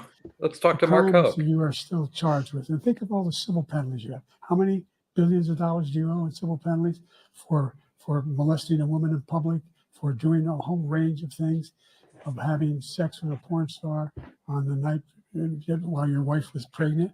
I mean, what are you talking about? You have the morals of an alley cat. Give you a minute, sir. Okay. I didn't have It's not sex with a porn star, number one. Number two, that was a case that was started and moved. They moved a high-ranking official at DOJ into the Manhattan DA's office to start that case. That case Yep. is going to be appealed and won. We had a very terrible judge, a horrible judge, Democrat. The prosecutor were all high-ranking Democrats, appointed people, and both the civil and the criminal. He basically went after his political opponent because he thought it was going to damage me. But when the public found out about these cases, because they understand it better than he does, he has no idea what these cases are. But when they found out about these cases, you know what they did? My poll numbers went up, way up. You know that because you're reporting it. And we took in more money in the last 2 weeks than we've ever taken in the history of any campaign. I don't think any campaign has ever taken. Hundreds of millions of dollars came pouring in because the public knows it's a scam and it's a guy that's after his political opponent because he can't win fair and square. Thank you, President Trump. President Hey. Biden, you have said, That's quote, good. Donald Trump and his MAGA Republicans are determined to destroy American democracy. Do you believe that the tens of millions of Americans who are likely to vote for President Trump will be voting against American democracy? The more they know about what he's done, yes. The more they know about what he's done. And there's a lot more coming. He's got a lot of cases down the road coming on. Quite a way to reach across the aisle. He's got a whole range of issues he has to face. I don't know what the juries will do, but I do know he has a real problem. And so the fact that, could you ever think you heard any president say that I'm going to seek retribution? You ever hear any president say that I thought Hitler had some good ideas? What got me involved to run the first place after my son had died, I decided in Iraq, because of Iraq, I said I wasn't going to run again until I saw what happened in Charlottesville, Virginia. People coming out of the woods, bring up that lie again, on torches, and singing the same anti-Semitic bile they sang when back in Germany. And the young woman got killed. I spoke to the mother, and they asked him. They said, "What do you think of those people? The ones who got killed, the one who tried to stop it, and the ones he said, I think they're fine people on both sides." Such a liar. American president. Even liberal newspapers have declared that a Nazis lie. coming out of fields carrying Snopes called it a lie. The same anti-Semitic bile, carrying swastikas. We're fine people. This is the guy who says Hitler's done some good things. I'd like to know what they are. The good things Hitler's done, that's what he said. This guy has no sense of American democracy. President Trump. Jake, both of you know that story has been totally wiped out because when you see the sentence, it said 100% exoneration on this. So he just keeps it going. He says he ran because of Charlottesville. He didn't run because of Charlottesville. He ran because it was his last chance. He's not equipped to be president. You know it, and I know it. It's ridiculous. We have a debate. We're trying to justify his presidency. His presidency, he's without question the worst president, the worst presidency in the history of our country. We shouldn't be having a debate about it. There's nothing to debate. He made up the Charlottesville story, and you'll see it's debunked all over the place. Every reasonable anchor has debunked it. And just the other day, it came out where it was fully debunked. It's a nonsense story. He knows that, and he didn't run because of Charlottesville. He used that as an excuse to run. President Biden. And debunked. It happened. All you have to do is listen to what was said at the time. And the idea that somehow that's the only reason I ran. I ran because I was worried a guy like this guy could get elected. If he thought they were good people coming out of that forest, carrying those woods, carrying those torches, then he didn't deserve to be president. Didn't deserve to be president at all. Such a liar. The idea that he's talking about all this being fabricated. We saw with our own eyes. We saw what happened on January 6th. We saw the people breaking through the windows. We saw people occupying his own vice president. Look, there's a reason why 40 of his 44 top cabinet officers refused to endorse him this time. His vice president hasn't endorsed him this time. So why? Oh, you like Mike Pence now? They serve with him. Why are they not endorsing him? Thank you, President Biden. We're going to be right back with more from the CNN presidential debate. Well, during this break, I just want to remind everyone to subscribe to our YouTube channel, get a copy, chance to win a copy of our book, For God, Country, and Sanity, How Catholics Can Save America. And my Res Hawk producer here is going to queue up a commercial Catholic Vote's got on immigration coming up soon. But don't forget, we got a little link in the comments to sign up to get your chance. We're giving away 10 copies of this book today. Just got to subscribe to our YouTube channel, the LOOPcast YouTube channel, and the Catholic Vote YouTube channel. And also, like I said, we got a great book, great ad on immigration coming up. But hey, even if you don't win it, which hopefully you do, but you'll win the book, maybe you don't, you're going to want to buy it anyway. So go to the Catholic Vote store on our website, catholicvote.org. So, and there's your chance right there, the link there, cvote.it/book, your chance to win the book. Give us your info, share, and get the book. You're going to want to get this book and share with everybody. Yeah, you're going to want to buy multiple copies. That's what I did. That's right. That's right. Now, do we have the ad ready to go? Here we go.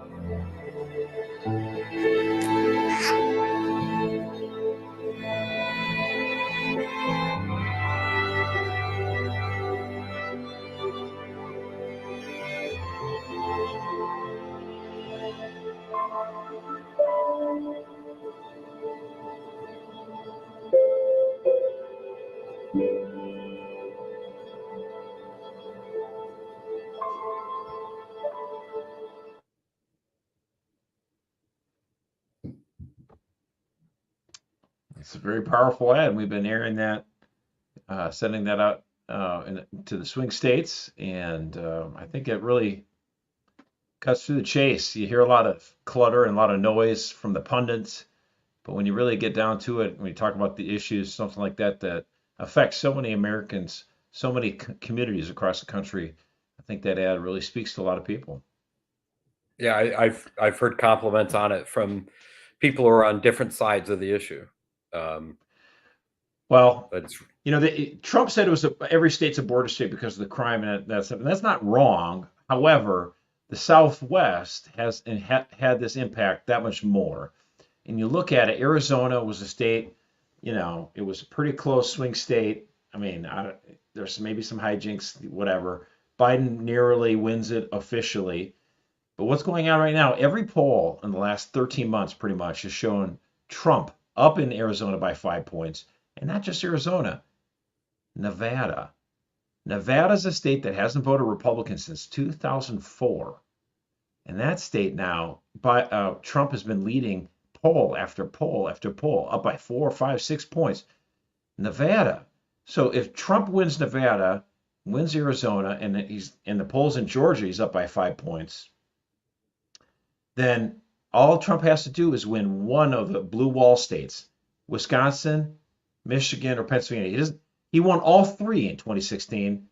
All he has to do is get one of those if he's picking up Nevada, Arizona, and Georgia. So, What's your immigration prediction? is Which an one? issue. I think it's Michigan. I think it's Michigan, and I'm not trying to be a hometown fan here. I live in Michigan, but I think when you look at what's going on with Gaza and the attack on Israel back there, there's a big vote in Dearborn. There's a lot of Muslim Americans who are not really happy. They think Joe Biden is too pro-Israel, and that's why I was surprised when Joe Biden said so many positive things about Israel, because his advisors are probably warning him right now, like, what are you doing? You can't say that. You might lose Michigan if you go too pro-Israel. So I think that's a concern. I think the electric vehicle mandate also hurts him. Oh, here we go. We're going back. Are we going back? Die for pregnancy-related causes, and Black Americans are imprisoned at 5 times the rate of white Americans. What do you say to Black voters who are disappointed that you haven't made more progress? They acknowledge they made a lot of progress, number one. The fact of the matter is there's more small Black businesses that have been started than any time in history. Number two, the wages of Black unemployment is the lowest level it's been in a long, long time. Number three, we're trying to provide housing for Black Americans and dealing with the segregation that exists among these corporations that collude to keep people out of their houses. And in addition to that, we find that the impact on the choice that Black families have to make relative to childcare is incredibly difficult. When we did the first major piece of legislation in the past, I was able to reduce Black childcare costs. I cut them in half. We got to make sure we provide for childcare costs. We got to make sure, because when you provide those childcare protections, you increase economic growth because more people can be in the job market. Give Black voters school there's more choice. to be done, considerably more to be done. But we've done a great deal so far, and I'm not letting up, and they know it. You have 49 seconds left.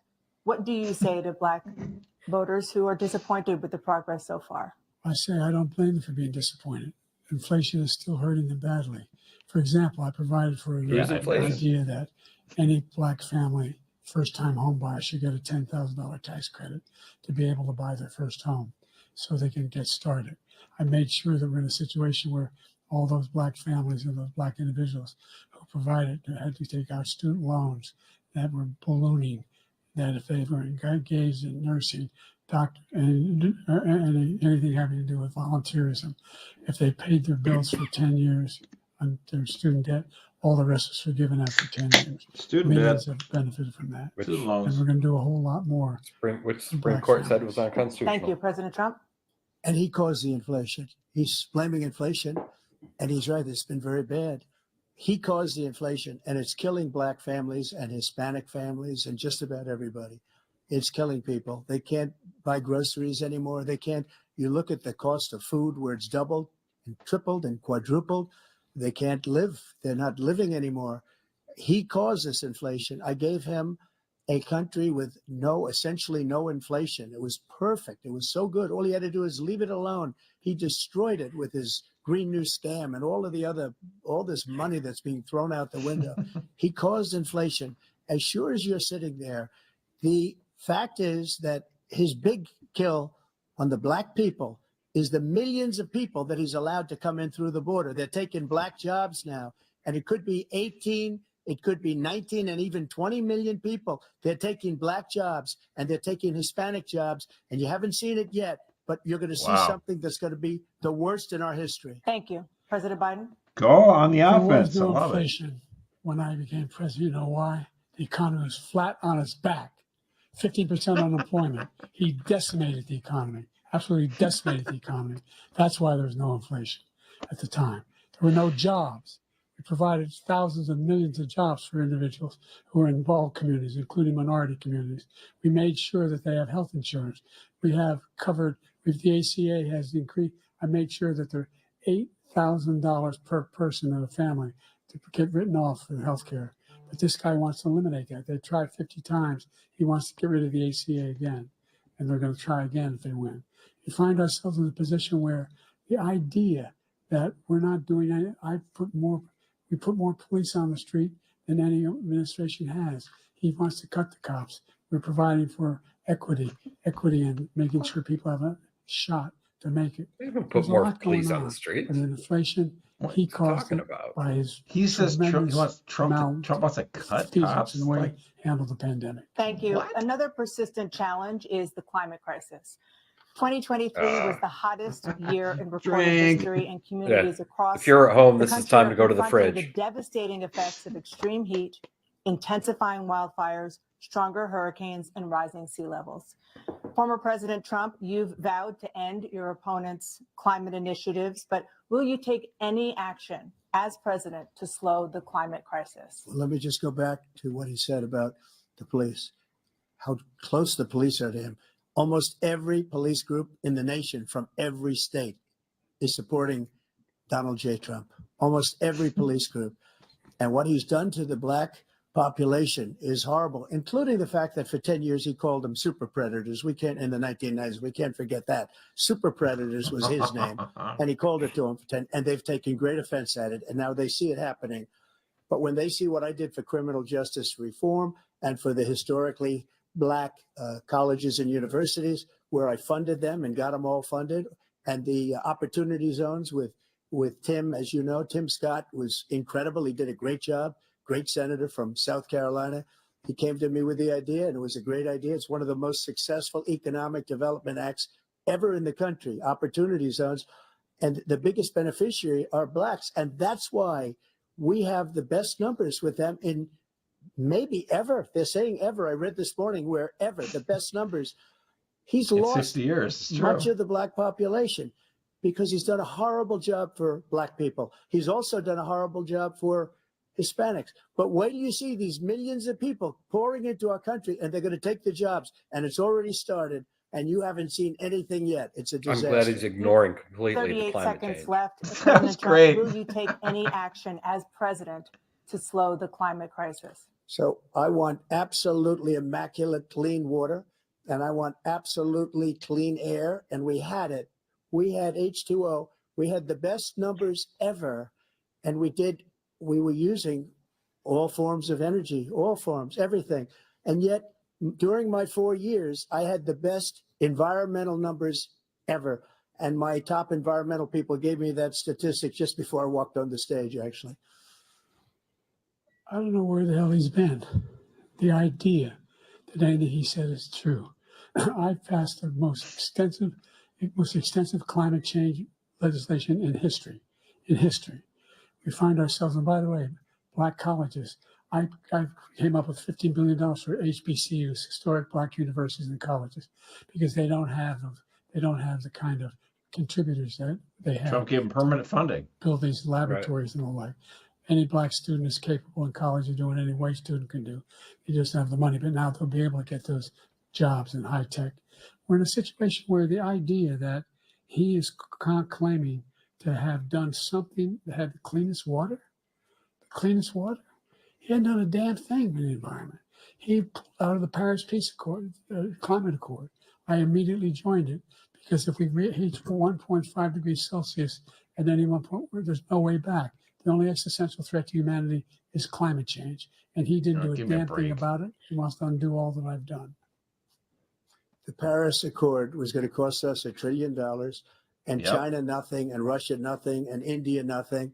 It was a ripoff of the United States. Yeah, He fought his daughter on that one. Because I didn't want to waste that Won, money because they thankfully. treat us horribly. We were the only ones. It was costing us money. Nobody else was paying into it. And it was a disaster. But everything that he said just now, I'll give you an example. I heard him say before insulin. I'm the one that got the insulin down for the seniors. that's true. I took care of the seniors. What he's doing is destroying all of our medical programs because the migrants coming in, they want everybody. And look, I have the biggest heart on the stage. I guarantee you that. And I want to take care of people, but we're destroying our country. They're taking over our schools, our hospitals, and they're going to be taking over Social Security. He is destroying Social Security, Medicare, and Medicaid. The idea is that we, in fact, we were the only ones of consequence who were not members of the Paris Accord. How can we do anything? We're not able to, the United States can't get its under control. One of the largest polluters in the world, number one. We're making significant progress. By 2035, we will have cut pollution in half. We have made significant progress, and we're continuing to make progress. We set up a climate corps for thousands of young people will learn how to deal with climate, just like jobs Peace for Corps. lefties. And we're moving in directions that are going to significantly change the elements of cause of pollution. But the idea that he claims that he has the biggest heart up here and he's really concerned about pollution and about climate, I've not seen any indication of that. And by the way, No, he said he with cared regard about to people. prescription drugs, one company agreed that they would reduce the price to $35, which I was calling for, one, voluntarily. I made sure every company in the world, every pharmaceutical company, cannot have to pay. Thank you. And by the way, So every day, millions of Americans struggle just to make ends meet. For many older Americans, Social Security provides a critical lifeline. President Biden, if nothing is done to Social Security, seniors will see their benefits cut in just over 10 years. Will you name tonight one specific step that you're willing to take to keep Social Security solvent? yes, make the very wealthy begin to pay their fair share. Right now, everybody making under $170,000 pays 6% of their income, of their paycheck, every single time they get Fair a paycheck share. from the time the first one they get when they're 18 years old. The idea that they're going to, I'm proposing that everybody, the millionaires pay 1%. So no one I would not raise the cost of Social Security for anybody under $400,000. After that, I began to make the wealthy. Yeah, just like begin his to pay their tax fair share by increases increasing went. from 1%. Do you have money? Pay it. That's what he Guarantee says. the program for life. So you still have 82 seconds left. Are there any other measures that you think that would be able to help keep Social Security solvent, or is that one enough? Well, no, that one enough will keep it solvent. But the biggest thing I'll do if we defeat this man, because he wants to get rid of Social Put everyone over the He age of thinks there's 85 plenty into the to cut U.S. in Social Senate. Security. He's wanting to cut Social Security and Medicare both times. And that's what. And if you look at the program put forward by the House Republican caucus that I believe supports, is in fact want to cut it as well. The idea that we don't need to protect our seniors is ridiculous. And by the way, the American public has greater health care coverage today than ever before. And on the ACA, as I said, you're in a circumstance where 400,000 people, 40 million people would not have insurance because they have a pre-existing condition. Only thing allows them to have that insurance is the fact that they, in fact, are part of the ACA. And by the way, the other thing is, we're in a situation where I talk about education for Black communities. I've raised the amount of money for Pell Grants by another $8,000. So anybody making under $70,000 a year is going to be able to get $15,000 Does that have to do with Social tuition. Security? He just doesn't know what he's talking about. Thank you, President Biden. President Trump. So I've dealt with politicians all my life. I've been on this side of the equation for the last 8 years. I've never seen anybody lie like this guy. He lies. I've never seen it. He can look you in the face. About so many other things too. And we mentioned the laptop. We mentioned Russia, Ukraine. Everything he does is a lie. It's misinformation and disinformation. The losers and suckers story that he made up is a total lie on the military. It's a disgrace. But Social Security, he's destroying it because millions of people are pouring into our country and they're putting them onto Social Security. They're putting them onto Medicare, Medicaid. They're putting them in our hospitals. They're taking the place of our citizens. What they're doing to the VA, to our veterans, is unbelievable. Our veterans are living in the street, and these people are living in luxury hotels. He doesn't know what he's doing, and it's really coming back. I've never seen such anger in our country before. President Biden? The idea that veterans are not being taken care of, I told you before. And by the way, when I said suckers and losers, he said, the great Tim Hulskamp wrote a chapter he fired that in the Catholic Vote book on immigration. Because he's the one that alone is worth the price of admission. admission. What he said. He was the one standing with Trump when he said it. Number one. Number two, the idea that we're going to be in a situation where all these millions and millions, the way he talks about it, illegal aliens are coming into the country and taking away our jobs. There's a reason why we have the fastest growing economy in the world. The reason why we have the most successful economy in the world. Don't you know it's a great Any other economy? nation in the world. And by the way, those I know I'm 15 paying Nobel more for my laureates who bourbon. talked about being phony. Those 15 Nobel laureates, economists, they all said that if Trump is reelected, we're likely to have a recession, and inflation is going to increasingly go up.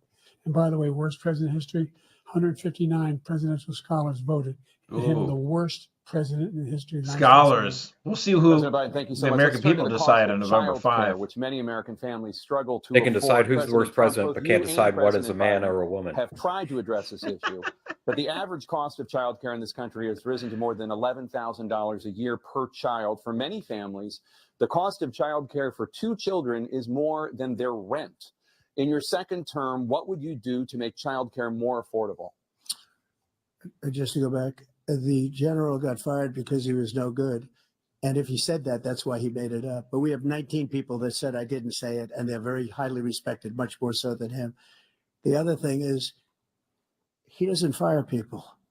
He never fired people. I've never seen him fire anybody. I did fire a lot. I fired Comey because he was no good. I fired a lot of the top people at the FBI, drained the swamp. They were no good. Not easy to fire people. You'd pay a price for it, but they were no good. I inherited these people. I didn't put him there. I didn't put Comey there. He was no good. I fired him. This guy hasn't fired anybody. He never fires.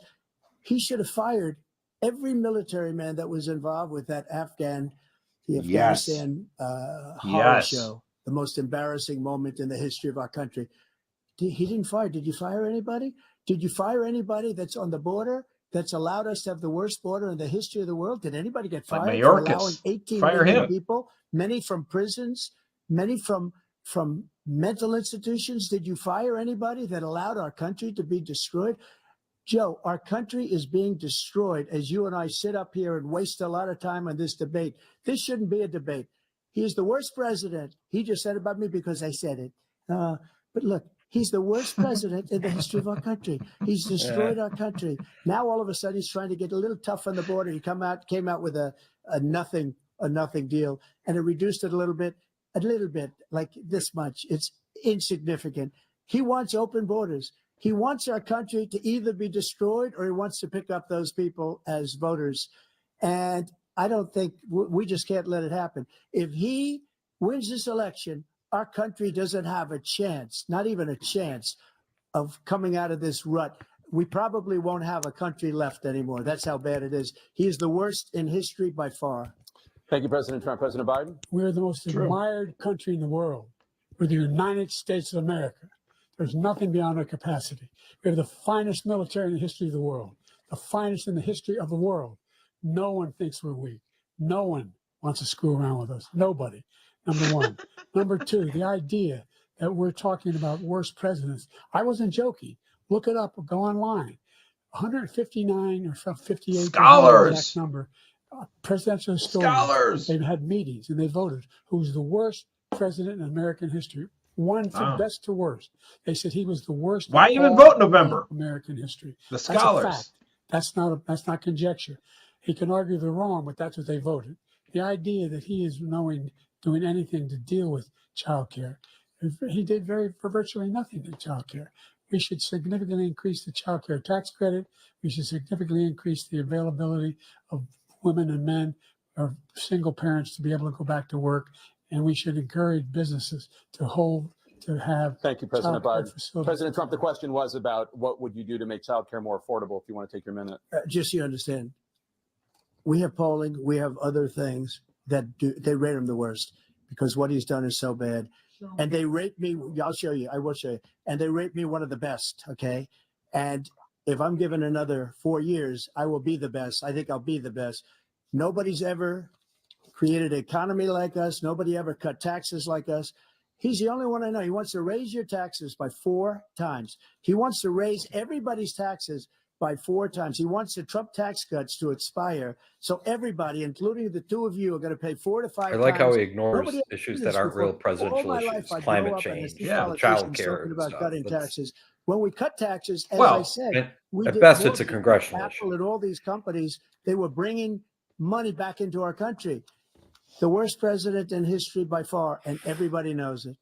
President pay Biden? for childcare, Well, cut your fact of the taxes. matter You have is the that money to he's do it. dead wrong about Right. He's increased the tariff. He will increase the taxes on middle class people. I said I'd never raise He the is tax looking at on notes, anybody Joe that make Biden. I thought less you than weren't allowed. $400,000. I didn't. But this tariff is 10% tariffs. Everything coming into the country, you know what the economists say? That's going to cost the average American $2,500 a year more because they're going to have to pay the difference in food and all the things that are important. Number two, he's in a situation where he talks about how he has not raised, he's somehow helped the middle class. Middle class have been devastated by you. Now you want a new tax cut of $5 trillion over the next 10 years, which is going to fundamentally bankrupt the No, country. he wants to You have renew the the tax largest cuts. deficit of any Otherwise, president it'll in be the American largest history. tax increase in Number one. history. Number two, you have not, in fact, made any contact, any progress with China. We are the lowest trade deficit with China since 2010. Thank you, We were the President highest. Biden. You lost Thank you, 160,000. President Biden. Let's discuss an epidemic impacting millions of Americans that both of you have made a top priority in your first term, the opioid crisis. And for both of you, the number of overdose deaths in this country has gone up. Under your term, it went up. Under your term, it has gone up. Former President Trump, despite the efforts that both of you have made, more than 100,000 Americans are dying from overdoses every year, primarily from fentanyl and other opioids. What will you do to help Americans right now in the throes of addiction who are struggling to get the treatment they need? To finish up, we now have the largest deficit in the history of our country under this guy. We have the largest deficit with China. He gets paid by China. He's a Manchurian candidate. He gets money from China. So I think he's afraid to deal with them or something.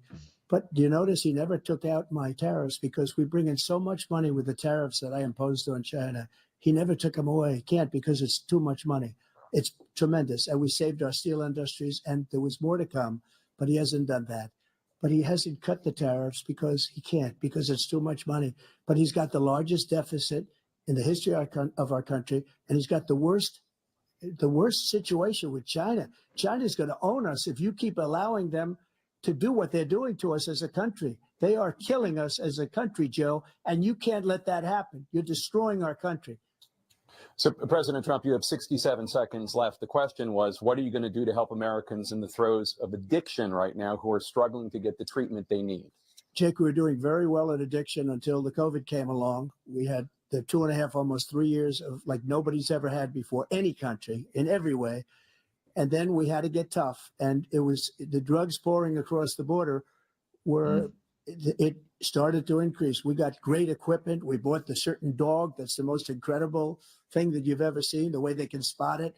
We did a lot. And we were getting very low numbers, very, very low numbers. Then he came along. The numbers, have you seen the numbers now?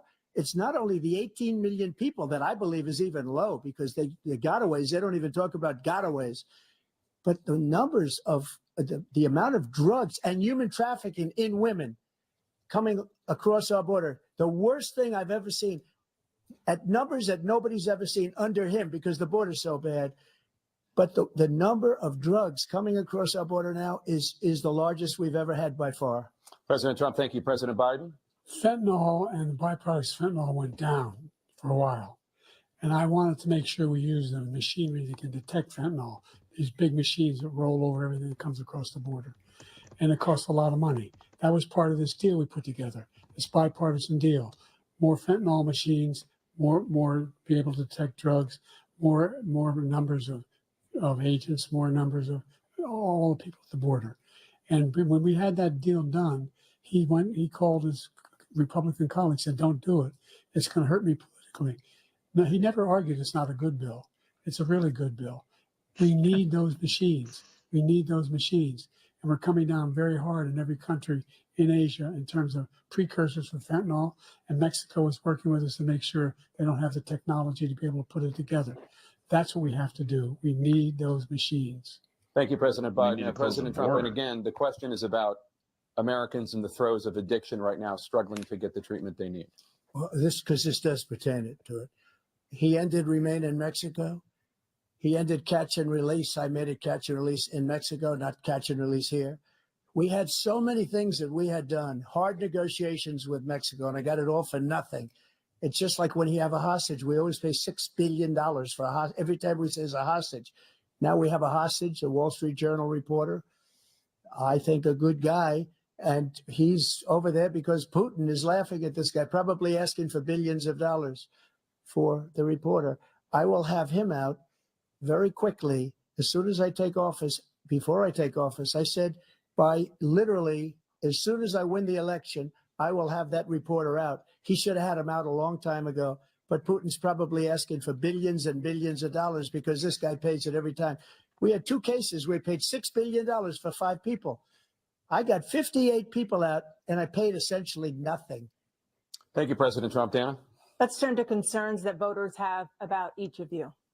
President Biden, you would be 86 at the end of your second term. How do you address concerns about your capability to handle the toughest job in the world well into your 80s? Well, first of all, I spent half my career being criticized being the youngest person in politics. I was the second youngest person ever elected to the United States Senate. Yes, let everybody know you're a career politician. This guy's 3 years younger and a lot less competent. I think that just look at the record. Look at what I've done. Look how I've turned around the horrible situation he left me.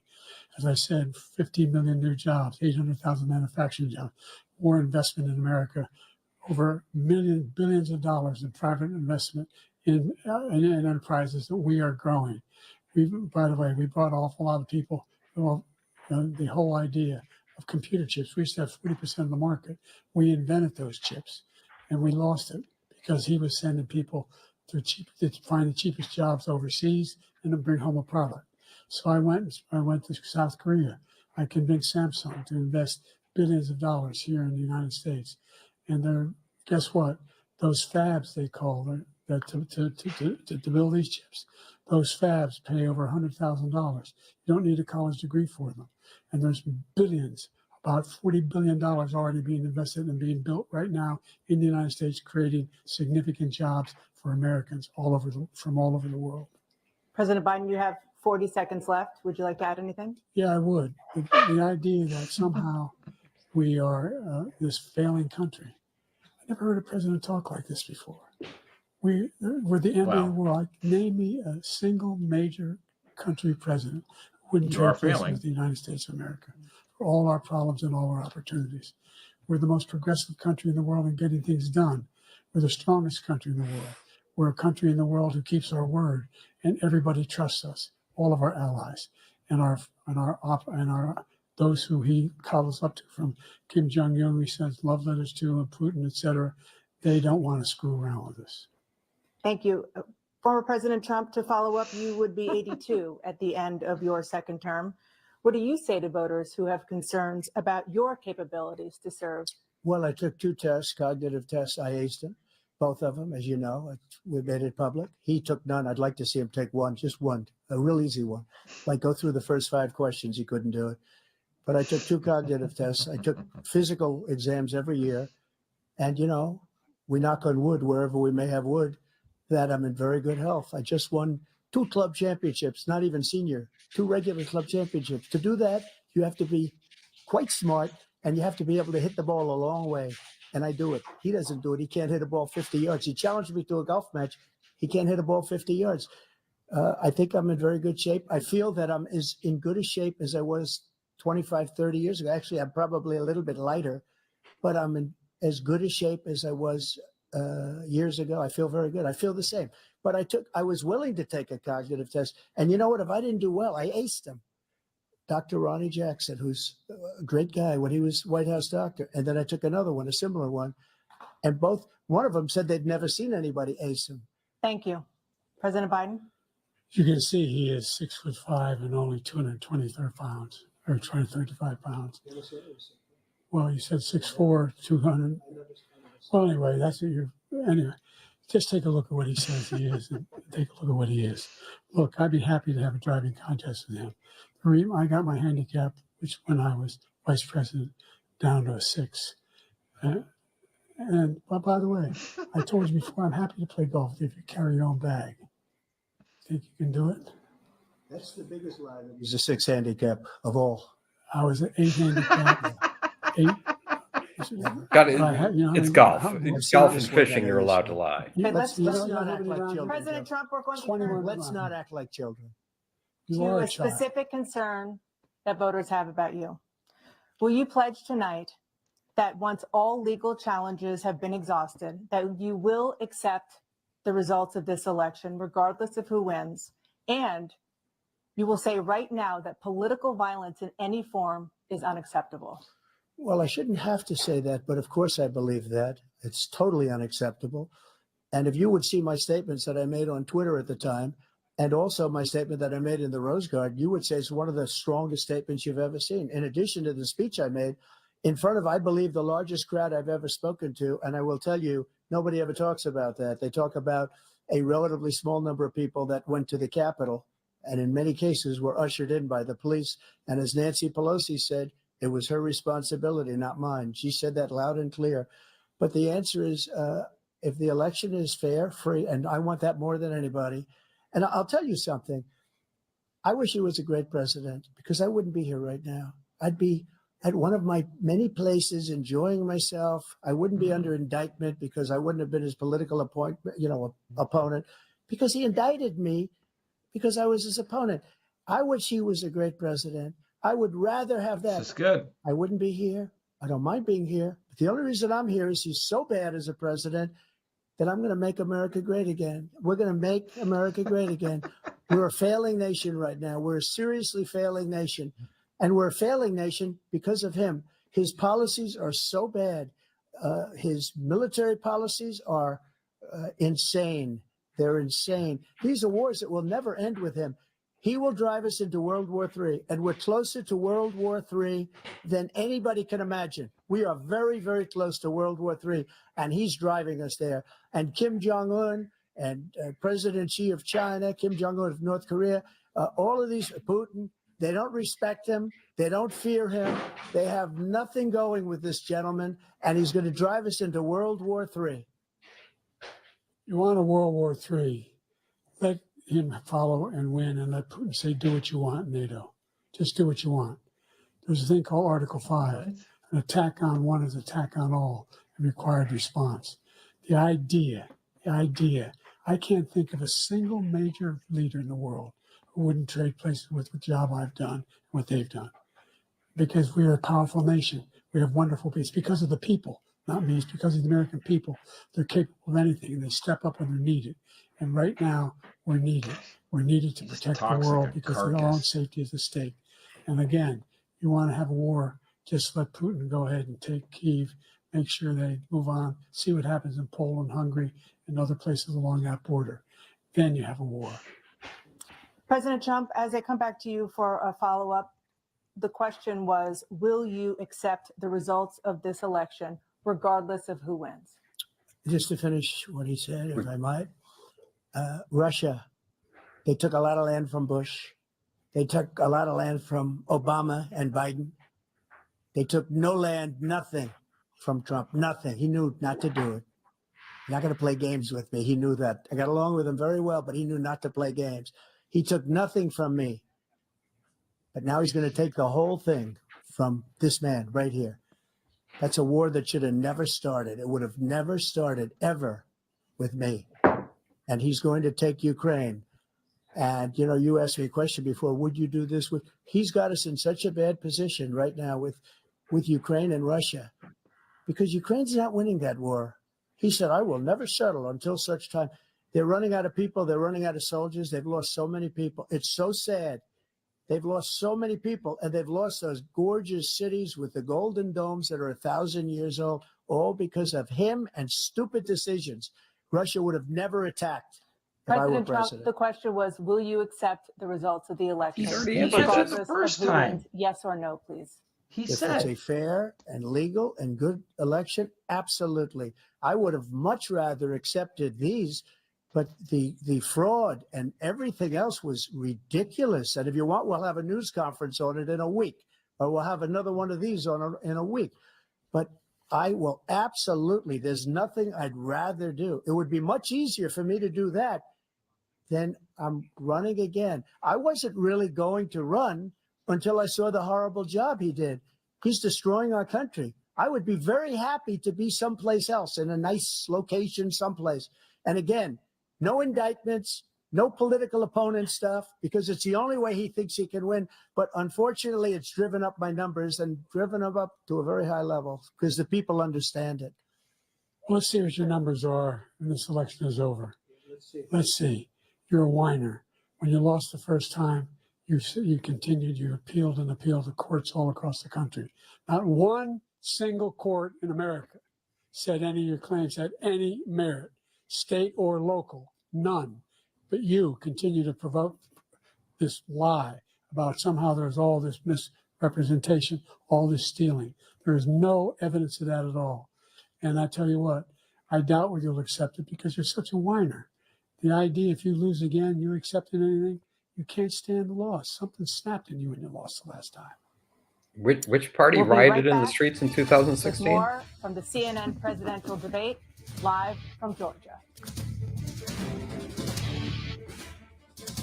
Is this a 2-hour debate? I think they're going to do a commercial and then they give each one a closing. I think that's what we're going to see here. So in the meantime, I would just remind everybody, you want a chance to win. We're giving away 10 copies of this book. Come on, you want to read this book. If you don't win it tonight, you're still going to want to go to Catholic Vote and buy the book. Even if you win it, you're going to want to buy several copies of the book. Tom was talking about Tim Huelskamp, got a great chapter on immigration. It's worth the book, just that chapter. It was fantastic. We just ask if you subscribe to Catholic Vote's YouTube channel, subscribe to the LOOPcast channel here on YouTube, and then click on here, the link here, cvote.it/book. Your chance. We're going to give away 10 copies of this book. It's a great book, and we got 13 different writers who are contributing to it. Erica, who's a co-host of the LOOPcast as well, got a great chapter on the environment. That came up, obviously. And Tom, you had a great chapter on the abortion question. Overall, I just thought, looking back at the last little segment there, I think Trump has been able to pivot well.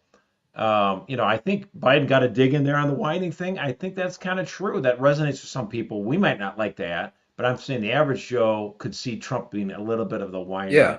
But he did say he'd accept the election results. Overall, though, I think Trump absolutely got some blows in when it comes to hammering on the border. And I thought an answer he gave in this, first time I heard this, where he said, I didn't even want to run.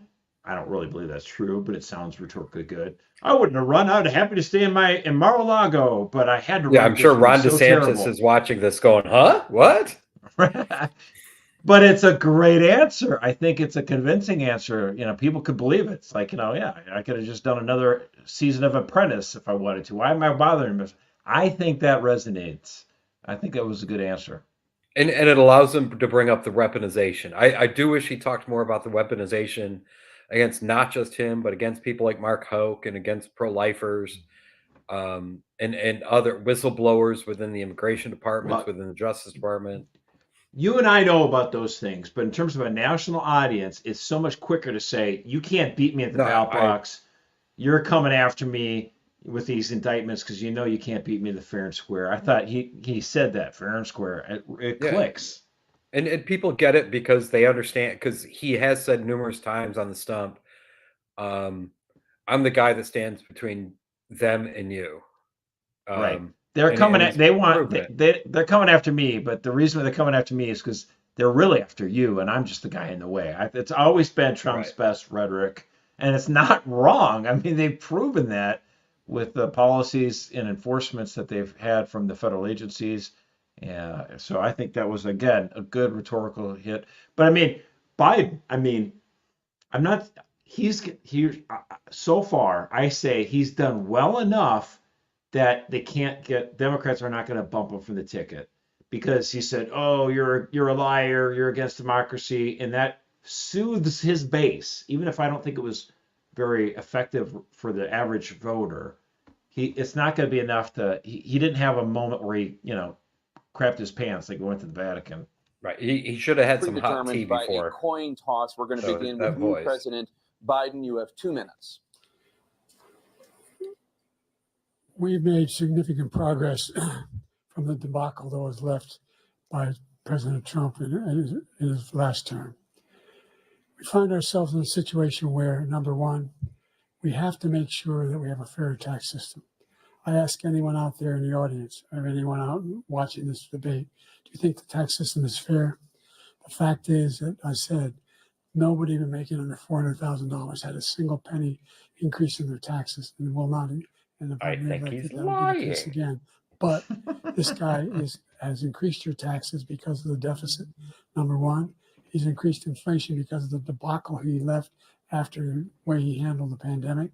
And he finds himself in a position where he now wants to tax you more by putting a 10% tariff on everything that comes into the United States of America.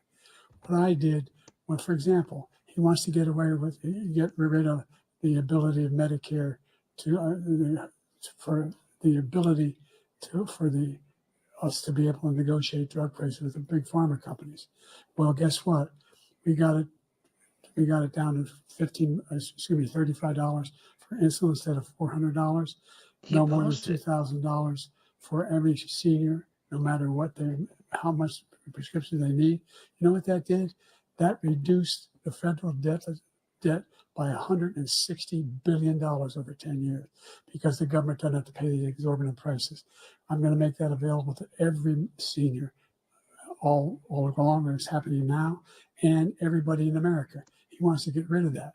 I'm going to make sure that we have childcare. We're going to significantly increase the credits people have for childcare. I'm going to make sure we do something about what we're doing on lead pipes and all the things that are causing health problems for people across the country. We're going to continue to fight to bring down inflation and give people a break. Thank you, President Biden. President Trump, you now have 2 minutes for your closing statement. Like so many politicians, this man is just a complainer.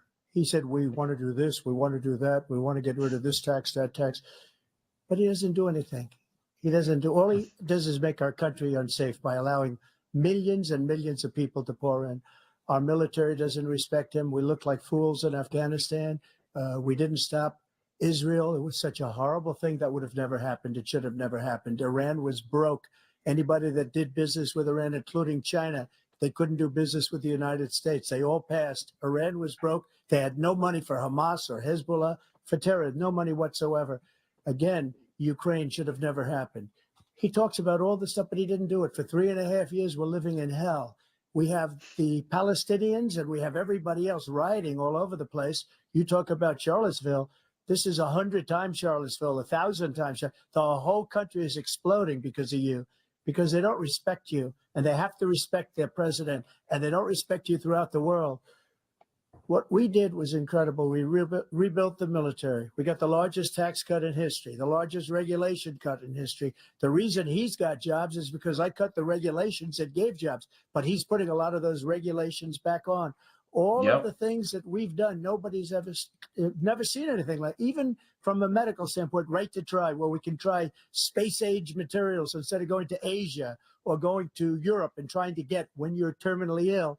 Now you can go and you can get something. You sign a document. They've been trying to get it for 42 years.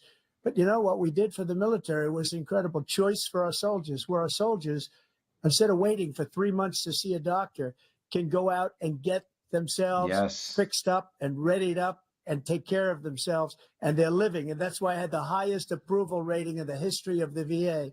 So all of these things, we're in a failing nation, but it's not going to be failing anymore. We're going to make it great again. Thank you, former President Trump, President Biden. Stay with us because we have full analysis of this debate. Anderson Cooper and Aaron Burnett starts now on CNN. Wow, we don't need to hear Anderson Cooper and Aaron Burnett. I thought that was. What do you think? I thought that some people said in the comments that the questions were actually a little bit tougher than maybe we had expected. I was actually pleasantly surprised that Dana Bash and Jake Tapper gave some hard-hitting questions to President Biden. It wasn't all just softballs for him. What do you think, Tom? I think it was balanced. I mean, you had those liberal questions peppered in, especially the one on climate, but it was pretty balanced, and it wasn't just about like, these are your weaknesses, Donald Trump. What do you think about this? They also said, these are your weaknesses, Joe Biden. What do you think about that? I was pleasantly surprised, and I don't take back anything I said about them, but Well, and they didn't cut the microphone. I mean, there's a few times, where they actually allowed, especially in the abortion question, they allowed Trump and Biden to kind of go back and forth a little bit, which my biggest concern with this debate format was that the moderators were going to be the school monitors here, and no one was going to be able to speak or say anything unless they gave permission. It's like, this is America. We elect presidents. We don't elect you moderators. So I was happy to see they kind of loosen it up a little bit and give a little bit of the back and forth, because that actually makes it interesting. Right. I do wish the audience, they did allow the audience, but overall, as I said earlier in the night, I wish this was a September debate, because in September more people are going to be paying attention. Because I Maybe, do but think Donald again, Trump did well. we're moving away from this idea where it's where people watch TV and it's appointment television where you got to see it. It's Thursday, 8 o'clock. You got to watch it. That's not the case anymore. So what's going to happen is people are going to watch clips of this debate over the next few days, weeks, or whatever, and people are going to make their assessments, and people are going to hear from their neighbors. Well, how did you think he did? I thought the questions were actually fairly fair. I mean, it's still liberal, but still kind of fair. Tough to both candidates. And Joe sounded like a corpse. I mean, I think it was, again, how much is this going to penetrate and saturate the American people? I think it's going to get a lot of coverage, actually. It's just not, they might not all have been watching tonight.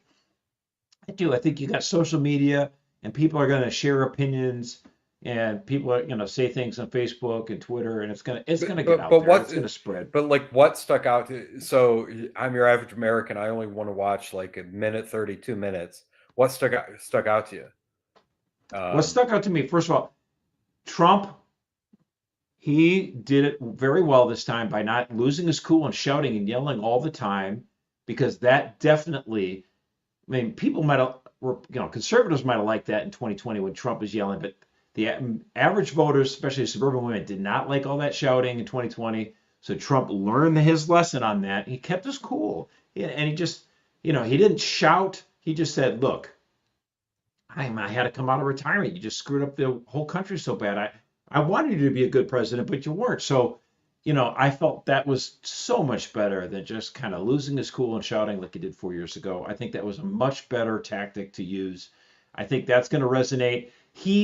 Trump, it's like he thought ahead of time. I got to hit him on the border. I got to hit him on inflation. And he hammered those 2 points throughout the 90 minutes. And he stayed on message. And I think he landed those punches for sure. Definitely. And I also think on the weaponization, I do think he hit that well. Yes. He had a quick message and he stayed on it.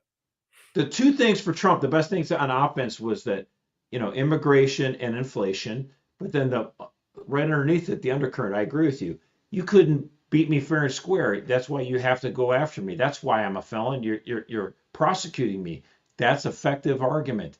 That was really good. So those are the undercurrent, and then kind of Trump didn't have to mention age. He was just on full display. I mean, Joe Biden, the thing is, it feels like, I think he did better at the State of the Union address than he did tonight. Not that tonight was horrendous, but I think he's declined even since February, since the State of the Union.